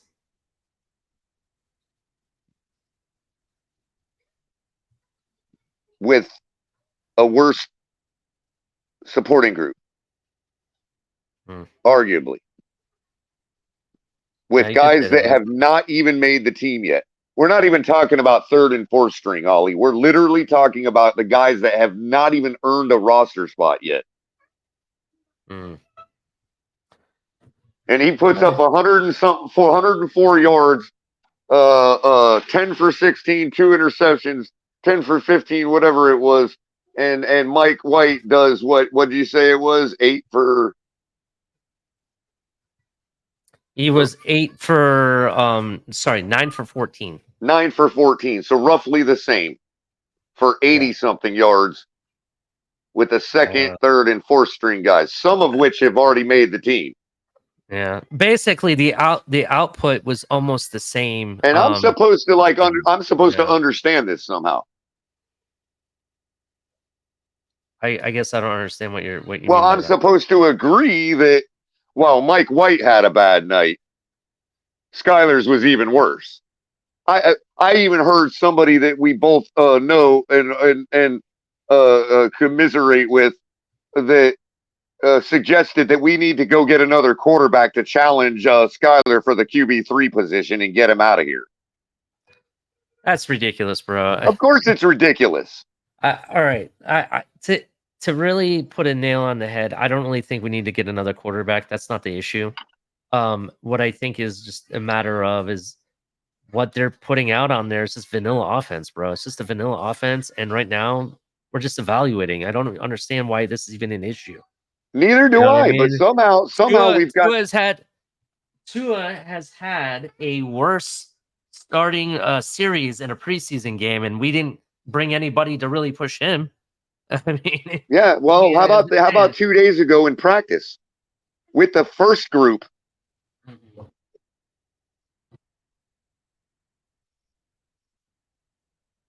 How about today? What was Omar's report about today's practice? It wasn't, oh, he bounced back in a huge way from the other day's bad performance. No, it was, well, he got back to kind of at least halfway good, you know.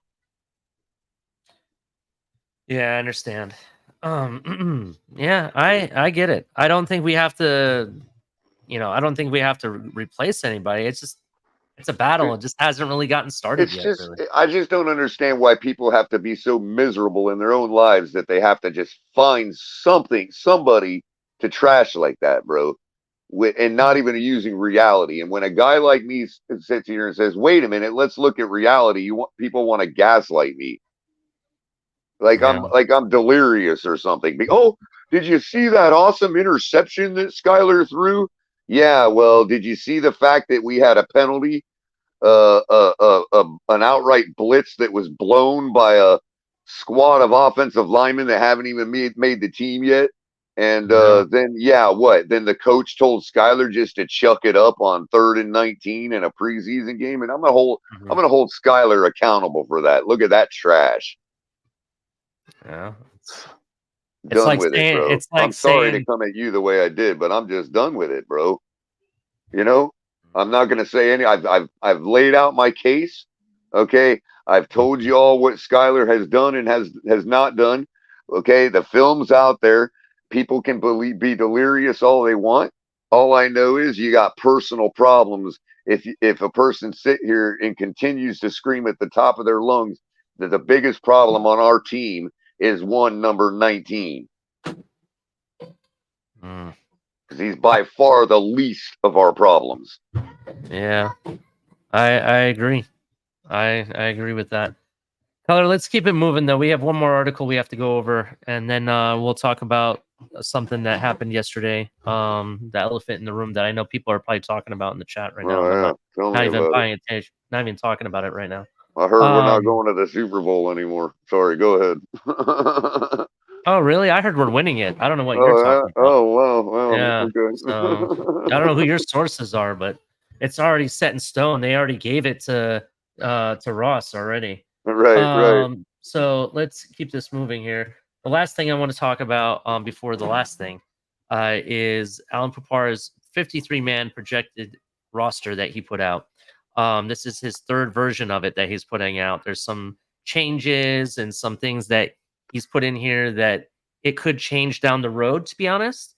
It's just a matter of us bringing in certain people, or we haven't quite seen certain things happen yet, so this is subject to change, right? So right off the bat, the quarterbacks are not changing. He says we're keeping all three based on the new rules. You're going to keep three quarterbacks on this team no matter what. I don't see us bringing anybody else in, to be honest. I think they're happy with the guys they have, and Are they can you make sure work. Mike Glennon couldn't enhance our quarterback room? Are you sure, Ali? I don't think he can. I'm sorry, bro. I'm just being honest. I don't think he can. They got rid of Blackman when they didn't even need to, bro. They could have kept I him know, till the right? last preseason. They even let him go. I think Mhm. they're set on who they have in this room. They don't need to see anybody else.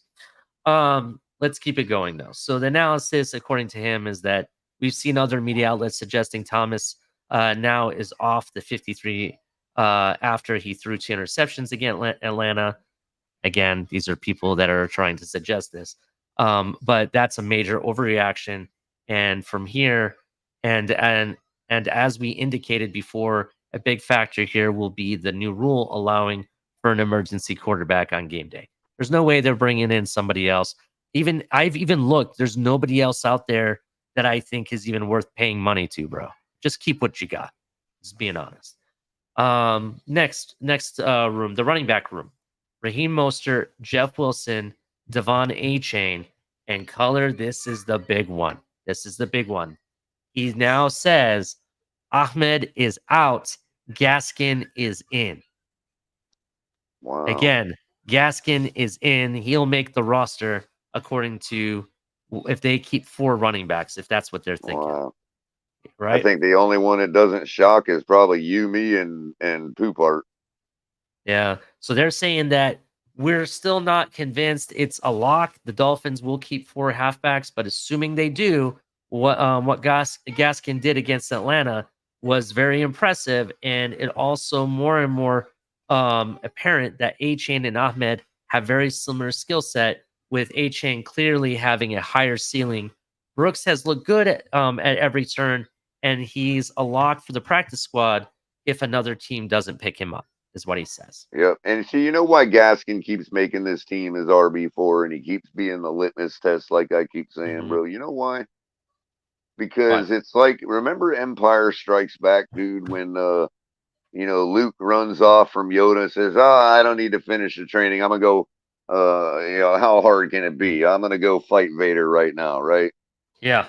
And when he first meets Vader, they're going at it. Luke's holding his own, man. You're like, wow, maybe he was right. Maybe he didn't need to finish Yoda's training, Mm-hmm. And then Vader's like, let me show you the true nature of the Force, right? And Mm. he starts flinging stuff at him while he's sword playing. You know what I mean? And Mm-hmm. Luke's like, oh my God, he can do those things while he's actually fighting with his sword. Ooh, that's a whole nother level. That's what Gaskin did Friday night.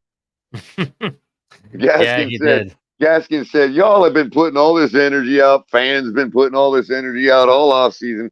I know when it really matters. I know when the eyes are really on the situation. And he comes out and totes the rock the way he did Friday night and just puts it on him like Vader put it on Luke, man. Yeah, definitely. I definitely see the comparison there. 100%. So he's saying that the next biggest thing that he had to say, color, was Dolphins wide receiver room. There's a change there. Actually, not really a change there, but something we haven't really covered his second one, so there technically was a change, but this is kind of interesting. You ready for this? So he has Tyreek, Jalen Waddle, Braxton Berrios, Robbie Chosen, and Cedric Wilson making this team. The underlying person is Cedric Wilson. Will he remain on this team? Will he finally show us something? Those are big questions. The last receiver that he says we're keeping is Eric Izukama, which I think we will keep him. He's shown enough in camp as well as the preseason game that I think he deserves a roster spot. Now, the person on the bubble, and this is what I mentioned on I believe it was Broken Takes. I want to say I said he was on the bubble. I've said it in a few different shows now. River Craycraft is off based on this list right now. And he hasn't really shown up too much where I've noticed him. He may have been noticed in camp by others, but I don't remember seeing him too much of him on the first day when we went. And I don't remember too much of him when we went on Saturday. I mean, I do just because I'm always looking for him. He has been getting in the work, but it's been quiet. I mean, he's been doing what River Cravecraft does, which is nothing Yeah. like He's just super doing his job. extraordinary. He just catches Yeah. the ball and is where he needs to be when he needs to be there. That's pretty Yeah. much it. He's not getting Serviceable. the oohs and ahs of the crowd. He's not Right. getting that, right? So Right. that's kind of what it is. They're saying that nothing has changed other than Kute or Kuti, however you say his name, replacing Freddie Swain on the roster. Wilson remains the X factor here because likely he wouldn't be on the 53-man roster if not his guaranteed money. Craycraft worked his way onto the active roster last year after starting off the practice squad, and he's a player that McDaniel clearly likes. So he may not remain on the off. He's just on the off based on the current situation that we're in right now. He may end up going the same pathway he did last year too, where we had him on the practice squad, and he ended up getting called up after some injuries. You know what I mean? But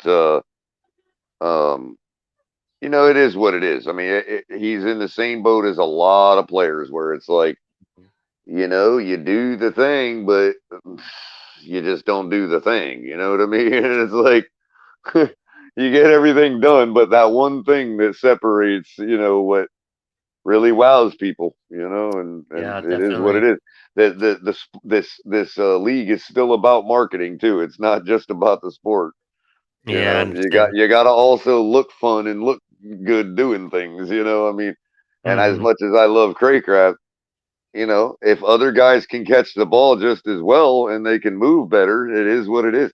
Although I'd mhm, say there's been a couple times in camp this year where it was like, wow, he even impressed me further and showed skills that I didn't even think he had. Like, some toe drag swag and some jumping sideline back shoulder catches, where it's like, wait a minute, who was that? Oh, that was 85. What? I didn't even think he had that. So, but was it noticed? Obviously not. You know what I mean? So there, mhm, it is what it is. Hey, let me ask you real quick on that group of wide receivers that he has in. mhm. Is there anybody there? Because Craycraft obviously is still a good option. Is there any of those guys that he had in that you think are in because they showed because the organization wanted them to show enough so that we may end up actually have just increased value for one of those guys and plan on trading them. And you don't have to go for the obvious Cedric Wilson necessarily, but could it? Is there a guy in that you would think, wow, I wouldn't be so surprised if we just hyped them up and got them ready because we were ready Mhm. to, send them to elsewhere, and Craycraft's really got that spot. You see what I'm saying? Yeah, it's possible. I mean, Wilson could be traded still. He's the person that I think is the odd man out here because the fact that he really hasn't done anything in camp. I've Right. seen him muff 2 punts. That's the most I've seen. Hmm. I don't see him really being effective as a number 2 or number 3 receiver, or even as a number 4 receiver. He's really a number 5 or number 6 at the very most. Hmm. Um, and I've honestly seen more of Craycraft than I have Wilson, to be honest. Right. So Right. I think Wilson is only on the roster because of his contract. Color, just so you know, you're chopping a little bit with your audio. I'm sorry about that. Hold on. Yeah, just so you know. Um, let's keep it moving though. The Dolphin tight end fullback room is kind of interesting.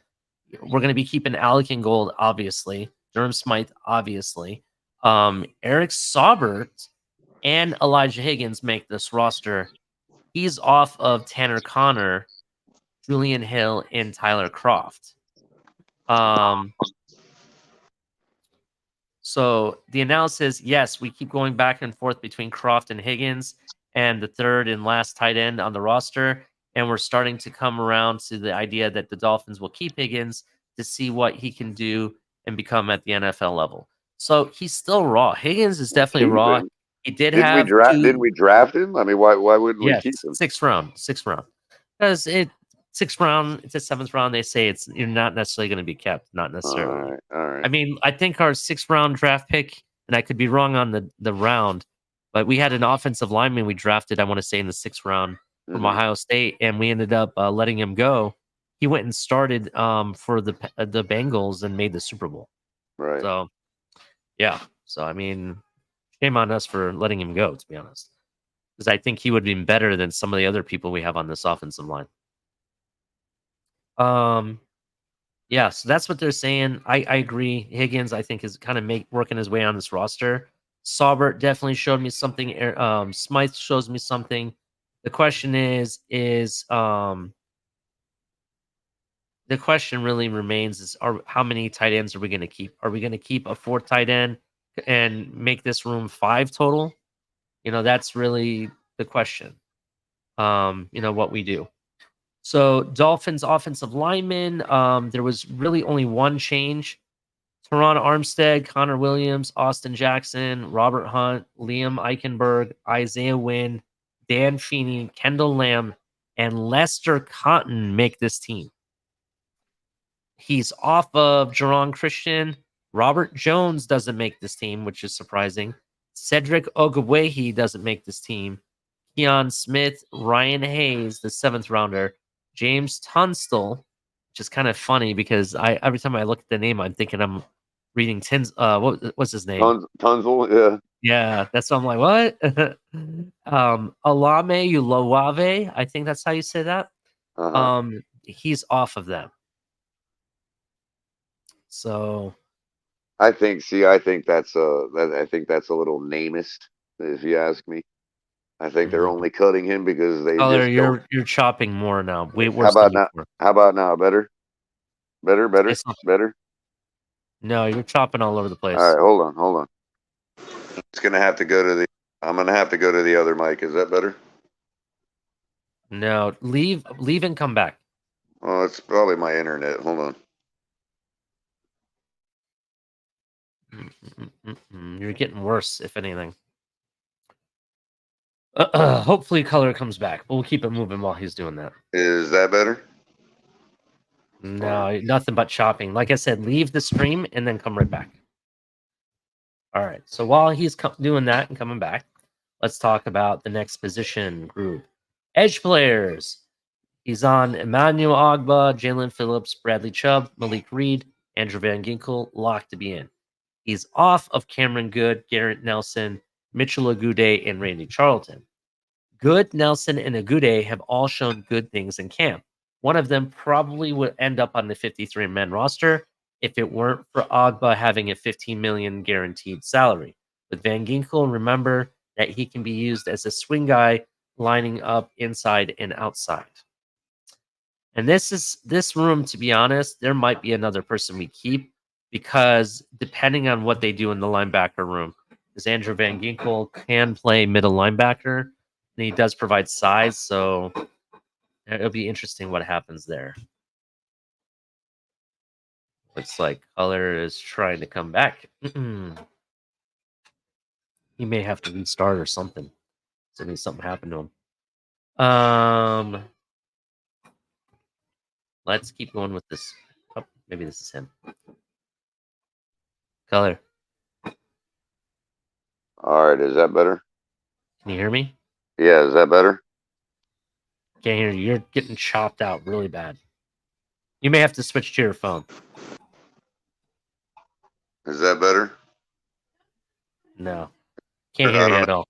know what to do. As soon as you say anything, it chops right into you, and you can't even hear you. I don't know what to do about it because my No, internet seems to be fine. So I don't know.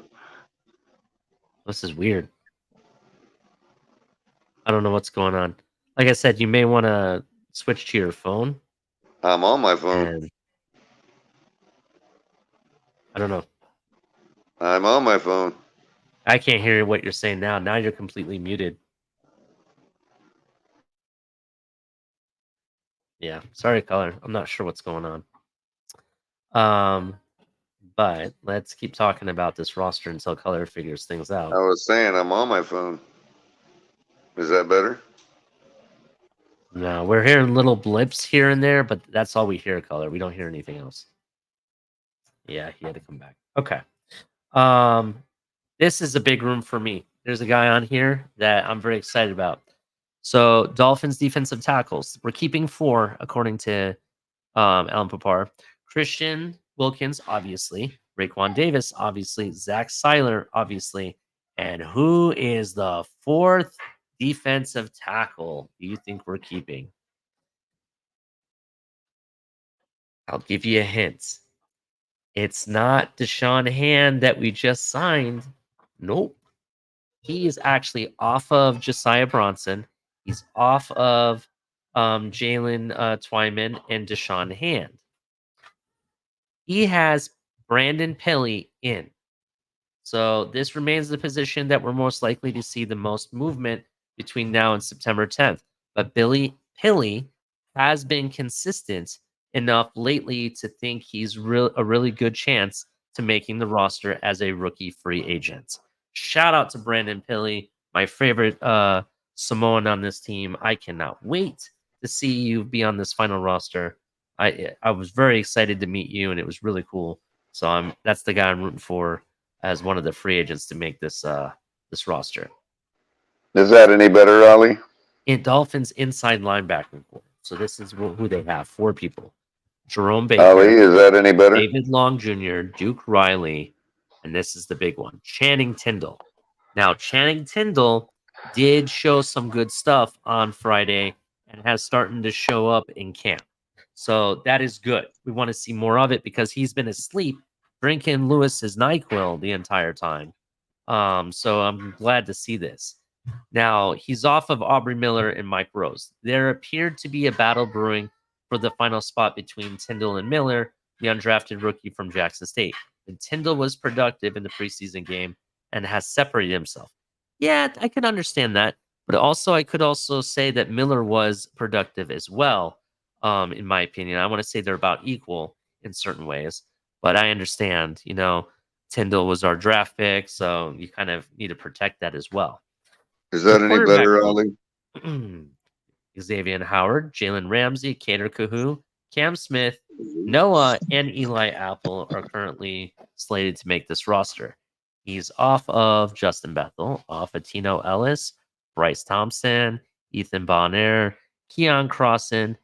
Nick Needham is technically on the PUP list, and also Jamal Perry and Perry Nickerson. He's off of those as well. Injuries are a key factor here because Ramsey will be out and will be on the initial 53, but then placed on IR. And one of those on the off list will go back to the active roster. With the battle for the spot looking pretty wide open, Needham, meanwhile, looks like somebody who's going to begin the season on the PUP, which will keep him out for the first 4 games. So, yeah, that's why he's on there. So those guys may eventually be on the roster, but not off the get-go. Safeties, Javon Holland, Brandon Jones, Deshaun Elliott, Elijah Campbell, and Trill Williams. He's off on the Keandre Smith, Miles Dorn, and Ron McKinley. Any better now, Ali? Same 5 here based on our belief that Williams will pick it up after being a very quiet so far in camp, coming back from a torn ACL. But the Smith definitely is worth watching, and because he keeps showing up and making himself noticeable. Sorry about the child screaming in the background, ladies and gentlemen. I really apologize for that. But yeah, kids, kids will be kids, and it sounds like he may have hurt himself. So I hope Is that any better, Ali? Color, I see you here again, and I don't hear anything from you. I see you talking. You still can't hear me? No, you can't hear me at all? Put it in private chat if you want to say something, because I can't hear you, bro. I've already tried 2 different devices, bro.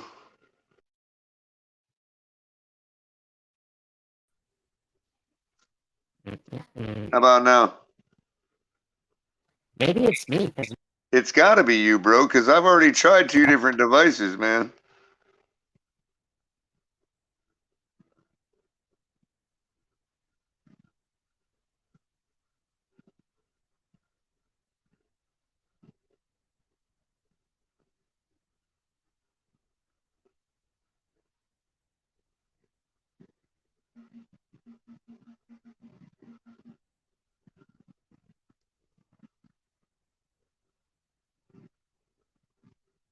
Well, whichever one of us you guys can hear. If it's me, then once again, good morning.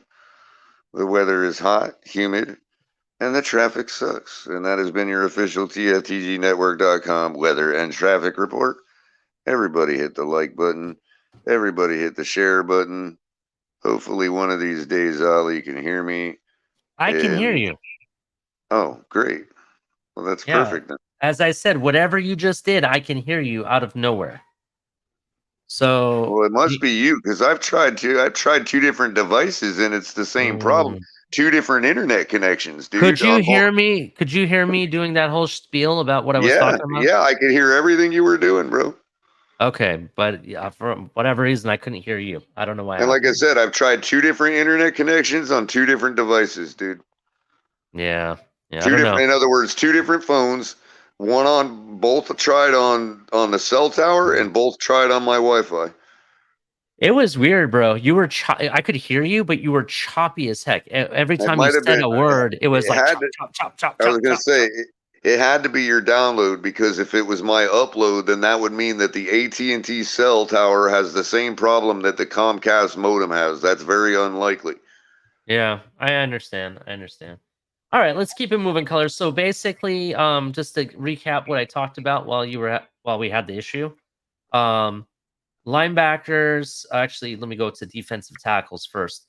Defensive tackles, he named the usual suspects: Christian, Raekwon, and Zach. And Mhm. guess who makes the roster, which is the change?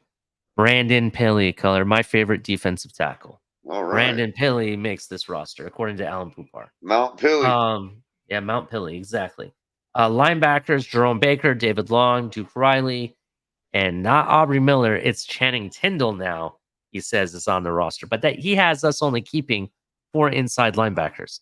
We don't know how they're going to build this roster because technically Van Ginkel can play both positions. Right. So it might be how they list them. You know what I mean? And that may be why Good is the odd man out if since Van Ginkel can slide over there too. Yeah, I agree with that. The cornerback position, it's pretty much all the same usual suspects, except Eli Apple makes the team. Nick Needham doesn't make it, and neither does Justin Bethel, Tino Ellis, Bryce Thompson, Keon Crossan, Jamal Perry, or Perry Nickerson. Nick Needham doesn't make the team because he's on the PUP list, and more than likely he's going to be out on the PUP until they can bring him back. So therefore, somebody else is going to be making it ahead of him. So he don't make the 53. That's yeah. Yeah, we don't want to say he don't make the team. Like, yeah, he makes the team. It's just he won't be on the active 53-man roster for this right. point. Needham ain't going nowhere as far as Miami Dolphins go. Yeah, so it makes sense. Safeties is kind of interesting. They're on Javon Holland. They're on Brandon Jones. They're on Deshaun Elliott, Elijah Campbell, and Trill Williams. They say will make this team. Smith, Dorn, and McKinley, which sounds like a lawyer group of some kind. They don't make the team. Primarily because they haven't really been noticeable for the most part, is what I'm reading. Right. And the easiest group of them all is the special teams group. No changes going to be made. It's the same 3 guys. They have no competition. Right. So, Color, we got 5 minutes left, and I left this for the end because I wanted to kind of poke at some people about this. So, Color, it seems that today, later this afternoon, we have at the TFTG have to consider going into a new career path. And what that career path might be, Color. We need to go talk to Christian Wilkins about his experience and what kind of career in the firemen or emergency services group that we would have, because it seems like we have to put out fires all over the place today. When it was announced that Dalvin Cook, and this was last night or whatever, Dalvin Cook is signing a 1-year deal with who? Not the Miami Dolphins, but the Jets. Right? The New York Jets? You mean the New York Jets? The New Jersey wannabe New York Jets. Exactly. Right? Team is so unbelievable. The ones that wear green. The ones that wear green. Yes, they're gangrene. Exactly. Wow. Them Jets. Oh my. Yeah. Really? Yeah. So and people are running to say it's the end of the century. It's the end of the world. The sky is falling. You know, we can't win a game at all. Dalvin Cook was the all-be-all, you know, all these other things, right? First of all, I'm here from the TFTG, and I have on good authority to tell you that ain't true. The sky is not falling, right? The earth is not flat. I promise you, it is not flat, right? We will win games. Yes, it sucks. A star running back went to a different team, but how many times has that happened before? We've tried to get Le'Veon Bell here. He went to a different team. You know what? They offered him more money than what Greer wants to pay running backs. That's the truth. You know what I mean? Yep. That is the absolute truth. But Color, I'm telling you right now, the story doesn't end, because I really do think the Miami Dolphins will eventually add another running back to this stable. I honestly think they will. It didn't have to be a Dalvin Cook. You and I have talked about Leonard Fournette, right? You want to drive the bus on the Lenny team, and I get that. You can go ahead and drive that bus. That's right. Right? There are other running backs out there besides Lenny. In fact, there's Kareem Hunt, who keeps taking visits but not signing anywhere. But supposedly, Tyreek Hill, his best buddy, wants him here. So maybe that has something to do with it. Maybe it doesn't. I don't know. If he wants to get because from my understanding, the Browns were only paying him like $1 million, $2 million deals. And I think that's kind of where he's getting everywhere. If I'm the Dolphins, hey, come play for us for a year. We'll give you $3 million or something, a little bit more than what they're giving you, Right. if that's the truth. You know what I mean? So we'll take that deal, right? Let's say this year we don't want to touch running back. We're okay with our team. And maybe down in the deep playoff run, it doesn't work out. And you realize you do need to have that another guy in the running back room. Well, guess what?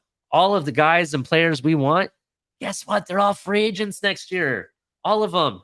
Dalvin Cook, Kareem Hunt, Josh Jacobs, Saquon Barkley. They're all free agents. And who? The guy that I'm not driving the bus color. I'm driving the speed rail train for this man, right? The guy who I'm backing, I told you in a private chat, and I've been on it ever since. And I even told Lewis agrees with me. If we're going to go out and pay a guy any amount of money, it didn't matter if it was 8 million, 6 million, 5 million, whatever it may be. If we're going to pay top dollar, it better be this man color. Yes, Jonathan Taylor will be a free agent next season, barring any type of franchise tag or anything for any of these guys, right? But Jonathan Taylor, who doesn't want to be a Colt, doesn't want to negotiate, wants to be traded. If we're really on this F this picks mentality, go get this man next day. Imagine having him in the room, A-Chain in the room, and whoever else you want, doesn't matter, it's cannon fodder. That's the reality of it, right? That would be a sick room, having A-Chain and this man being your running backs. That would bring respect to the running back room here in Miami. It would make defenses stack the boxes, open up Jalen Waddle, open up Tyreek Hill, open up your tight end, right? For catches all over the field. That's what this move would do, right? If we're really going to make the deep playoff run, who are we going to get with our first round pick that we have? That's going to be really that amazing in next year's draft, because I've looked at the running backs. There's not going to be that many of them, color, that are really amazing, Right. unless there's some people that come out of the woodwork that they do every year, but you never know. The only issue I have with that idea is we already have a 28. Color, numbers are numbers, and besides, they can always And, trade numbers. You know what I mean? It is what it is. You know how they negotiate. Look, I don't look at the number, bro. I look at his stats. The guy had back-to-back seasons having over 1,000 yards, multiple touchdowns, and guess what? He doesn't have injury issues that everyone complains that Dalvin Cook had, or all these other players have. You know what I mean? The guy's already proven. He hasn't even hit his prime ceiling yet. You know what I mean? This guy's what? I want to say he's like 24, 23. I think he just turned 24. Yeah, something like that. The guy has his whole career ahead of him. We can have this guy in the room for the next 5 years. 5 to 6 years. You got a running back that you don't have to worry about. He'll be on this roster. Right? And how long do you think Chris Greer is going to make us suffer and sweat and argue with each other and lament that we didn't get Dalvin Cook before he decides to make a move for Jonathan Taylor? That's the big question. Does Chris Greer have the balls to get a running back when he needs it? And you're probably questioning me, why would the Dolphins address the running back room? Everybody says we have an A-Chain. We don't need to. We have A-Chain. He's better than Dalvin Cook. Oh, we don't have to worry about it. We have A-Chain. He's the fastest man and makes this team ridiculously super speed. We don't have to worry about it. Well, guess what? A-Chain may have all the ability coming out of college, but there's one thing he doesn't bring. NFL experience. He is unproven until he plays in an NFL game regular season. We're not talking about preseason games, because that doesn't mean anything. That's a glorified practice rehearsal. It's the rehearsal before the yeah. We're talking about practice. Yeah, I'm just trying to get to the regular season. We're not even talking about a game. We're talking about practice. So that man, Devon A-Chain, yes, he may have ability, but you can't guarantee it, bro. The guy can be the fastest man. He could average 100 yards per game coming out of college. He could have scored a bazillion touchdowns. Doesn't matter. Until he does it in a regular season NFL game and then continues to do it consistently throughout the season, he isn't proven. You're going to go ahead and hang the whole possibility of winning a Super Bowl or deep playoff runs that we only have 2 windows on the hands of a rookie running back that was what a 4th round pick, right? Or 3rd round? Was he a 3rd or 4th round pick? 3rd Who's round? that? Taylor, you A-Chain. mean? Oh, A-Chain. A-Chain. You're gonna hand it to him Third, like right? that? Yeah. You're gonna hand it, put it all on him and hang it on him. I'm sorry, if I'm a betting man, I'm gonna go something that's already proven. Jonathan Taylor's already proven back-to-back thousands. He's a top 5 running back guaranteed. He deserves the $10+ million, right? And the fact the Colts don't want to give it to him, guess what? I'm Miami. I'm going to go ahead and give it to him. We don't need it, but these are moves that the Super Bowl teams make. The Eagles didn't need a Sue as a defensive tackle on their team, but they signed him. They didn't need to bring in a safety, I believe, that they got from the Giants, but they signed him. They didn't need to. Actually, I think he was a corner. Bradbury, I think he was a corner. They didn't need him, but they signed him. They didn't need. I believe it was Melvin Gordon, the running back. They already had enough. They had Miles Sanders and enough running backs there, but they went and signed him. And they made what? Why? Because they knew they were making a playoff run. They were built for the deep run playoffs into the Super Bowl, and Super Bowl contenders. This is what they do. Color. They fill up needs that they may not even need because they know this is a grueling sport. They know there's going to be injuries to the running back room. They know that defensive tackles are going to be a need because creating pressure in the trenches, above all, gets you to that Super Bowl, right? The cornerback position, yeah, you bring him in because, yeah, there's going to be injuries, but you want to make sure you basically top it off like you're doing an oil change to make sure that you have enough fluids no matter what, right? These are what teams do, right? So what? My general manager didn't want to spend $8 million on a Dalvin Cook that looks like he's 1 year out of retirement anyways. Right. Not saying that he is. He probably could go for another 2 years. I'll give you that. But still, I still think that the better play, if you're going to spend money, and if you're going to really put up the money, which let's say it's 8 million, let's say it's 10 million, doesn't matter, right? Whatever it costs, go get a Jonathan Taylor. Then I think it's worth it. Otherwise, if you want to just spend 4 million, 5 million, then we're really looking at Kareem Hunt. You're looking at some of these other running backs that have gone places. You know, Ezekiel Elliott yesterday signed for $6 million, bro. $6 million deal. However, this is the kicker to that deal. So it makes me wonder what the guarantees are with the Dalvin Cook deal. Ezekiel Elliott really only signed a $3 million deal with the Patriots, but has up to $6 million in bonuses if he meets certain criteria. Right? So that's the only way he's getting $6 million. He may only get like $3 or $4 million base salary. That's kind of interesting. But I'm not worried. Everyone is trying to say, oh, well, Delvin sucks. We never wanted him in the first place. You know what? You're just lying to yourself because all those people wanted Dalvin Cook. Even myself, I wanted Dalvin Cook too, right? But that was before I knew Jonathan Taylor might be a possibility. Now you're saying, well, that's a pipe dream. Yeah, you might be right. It might be a pipe dream at this point. However, you pressure enough, you make some offer. If you make the offer and it makes the owner think, maybe there's something to negotiate there. We'll send you, Mostert or Jeff Wilson and maybe Cedric Wilson in our first round pick. We'll send those 2 guys in a first round pick to you. I know you need receivers. I looked at your receiver room. You don't really have anybody. You didn't do your new quarterback any favors at all.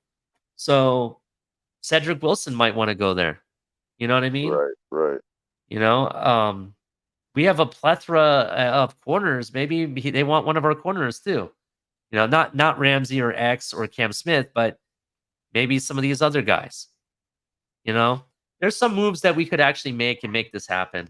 All I'm saying is, if we're really going to make a deep run like everybody says we are, that first round pick is going to be pretty much a glorified second round pick. So why not go ahead and give it to him to get a Jonathan Taylor? Why not, Right. Color?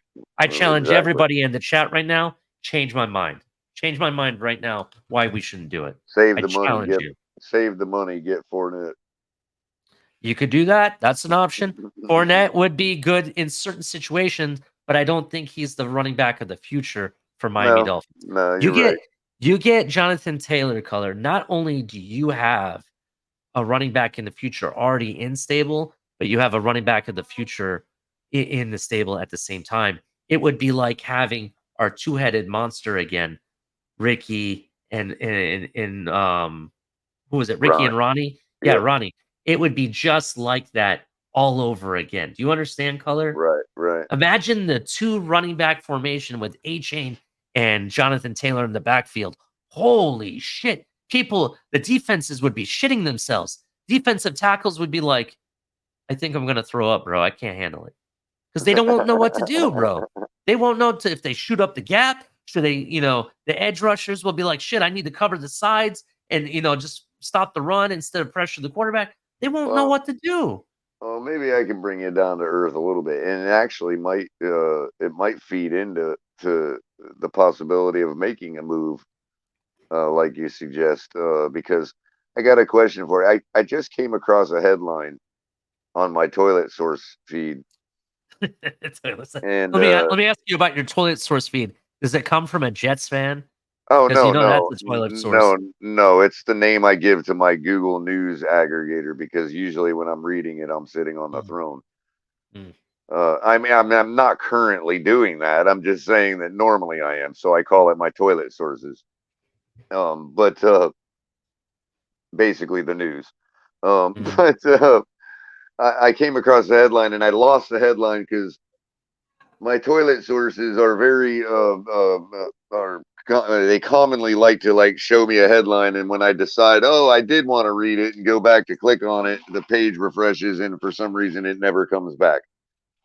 Forever, and on the other token, I'll be bothered by some stupid article about Kim Kardashian that I don't want to read, that'll keep showing up no matter how many times Yeah, right. I know you don't right, read right. those articles. You just look at Oh those yeah, oh articles. yeah, oh yeah, yeah. She's actually not my type, but I get your joke, because normally you're right. I'm messing with you. Well, normally you're right, so I'll give you credit for the joke, but not her.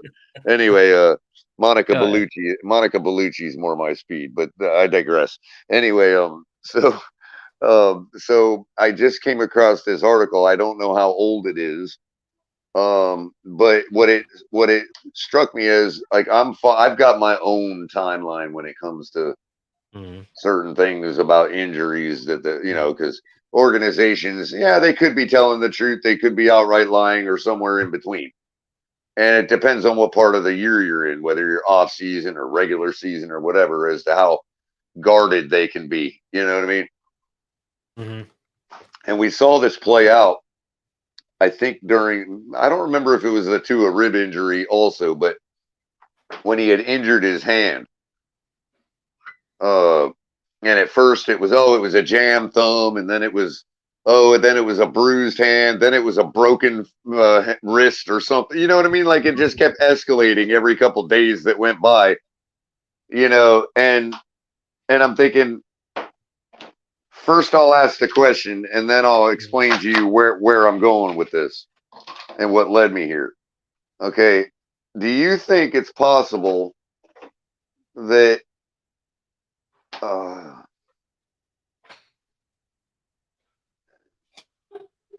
is it at all possible that the move we made, bringing in somebody like Kiki Kute, who's on the cusp of a type of player that could be either a camp body, like I asked last night, he's either a camp body or somebody that they're like rolling the dice, hey, what if he resurges and then he could be something, right?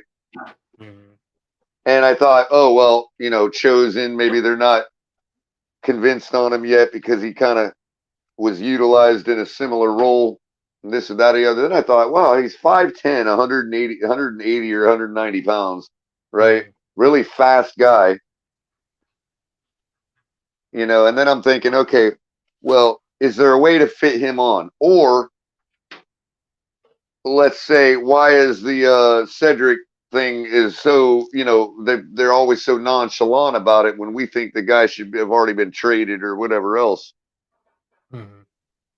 And everybody, you know, obviously because of the money, he's a lock to make the 53 and all this and that, right? Well, I know it. I know I'm taking a long time to get there. But this headline, remember, it started off as the wind got knocked out of him. And in my mind, wind got knocked out of you turned into I'm not practicing the next day. Okay, I get it. You had a bad night, got the wind knocked out, or bad day, got the wind knocked out of you. And so, you know, Mike McDaniel, he's cautious. Then I thought, oh, he's out another day. And then it's not a really bad injury. You know, but it could be a couple days. Now, I just saw a headline saying about Jalen Waddle that their now timeline is now indefinite on Jalen Waddle's return. And the funny thing is, before I saw that headline, I thought, oh, I'm starting to see a progression here, just like they typically do out of the Miami Dolphins organization when it comes to an important player's injury. You know, we go from the wind gets knocked out of him, probably without being reported, bruised ribs, to does Jalen Waddle have a broken rib? Is that what we're looking at here? And they just don't want to say it? I'm coming out and asking the question right now because now we're looking at headlines just like I predicted that the timeline keeps getting stretched further and further and further.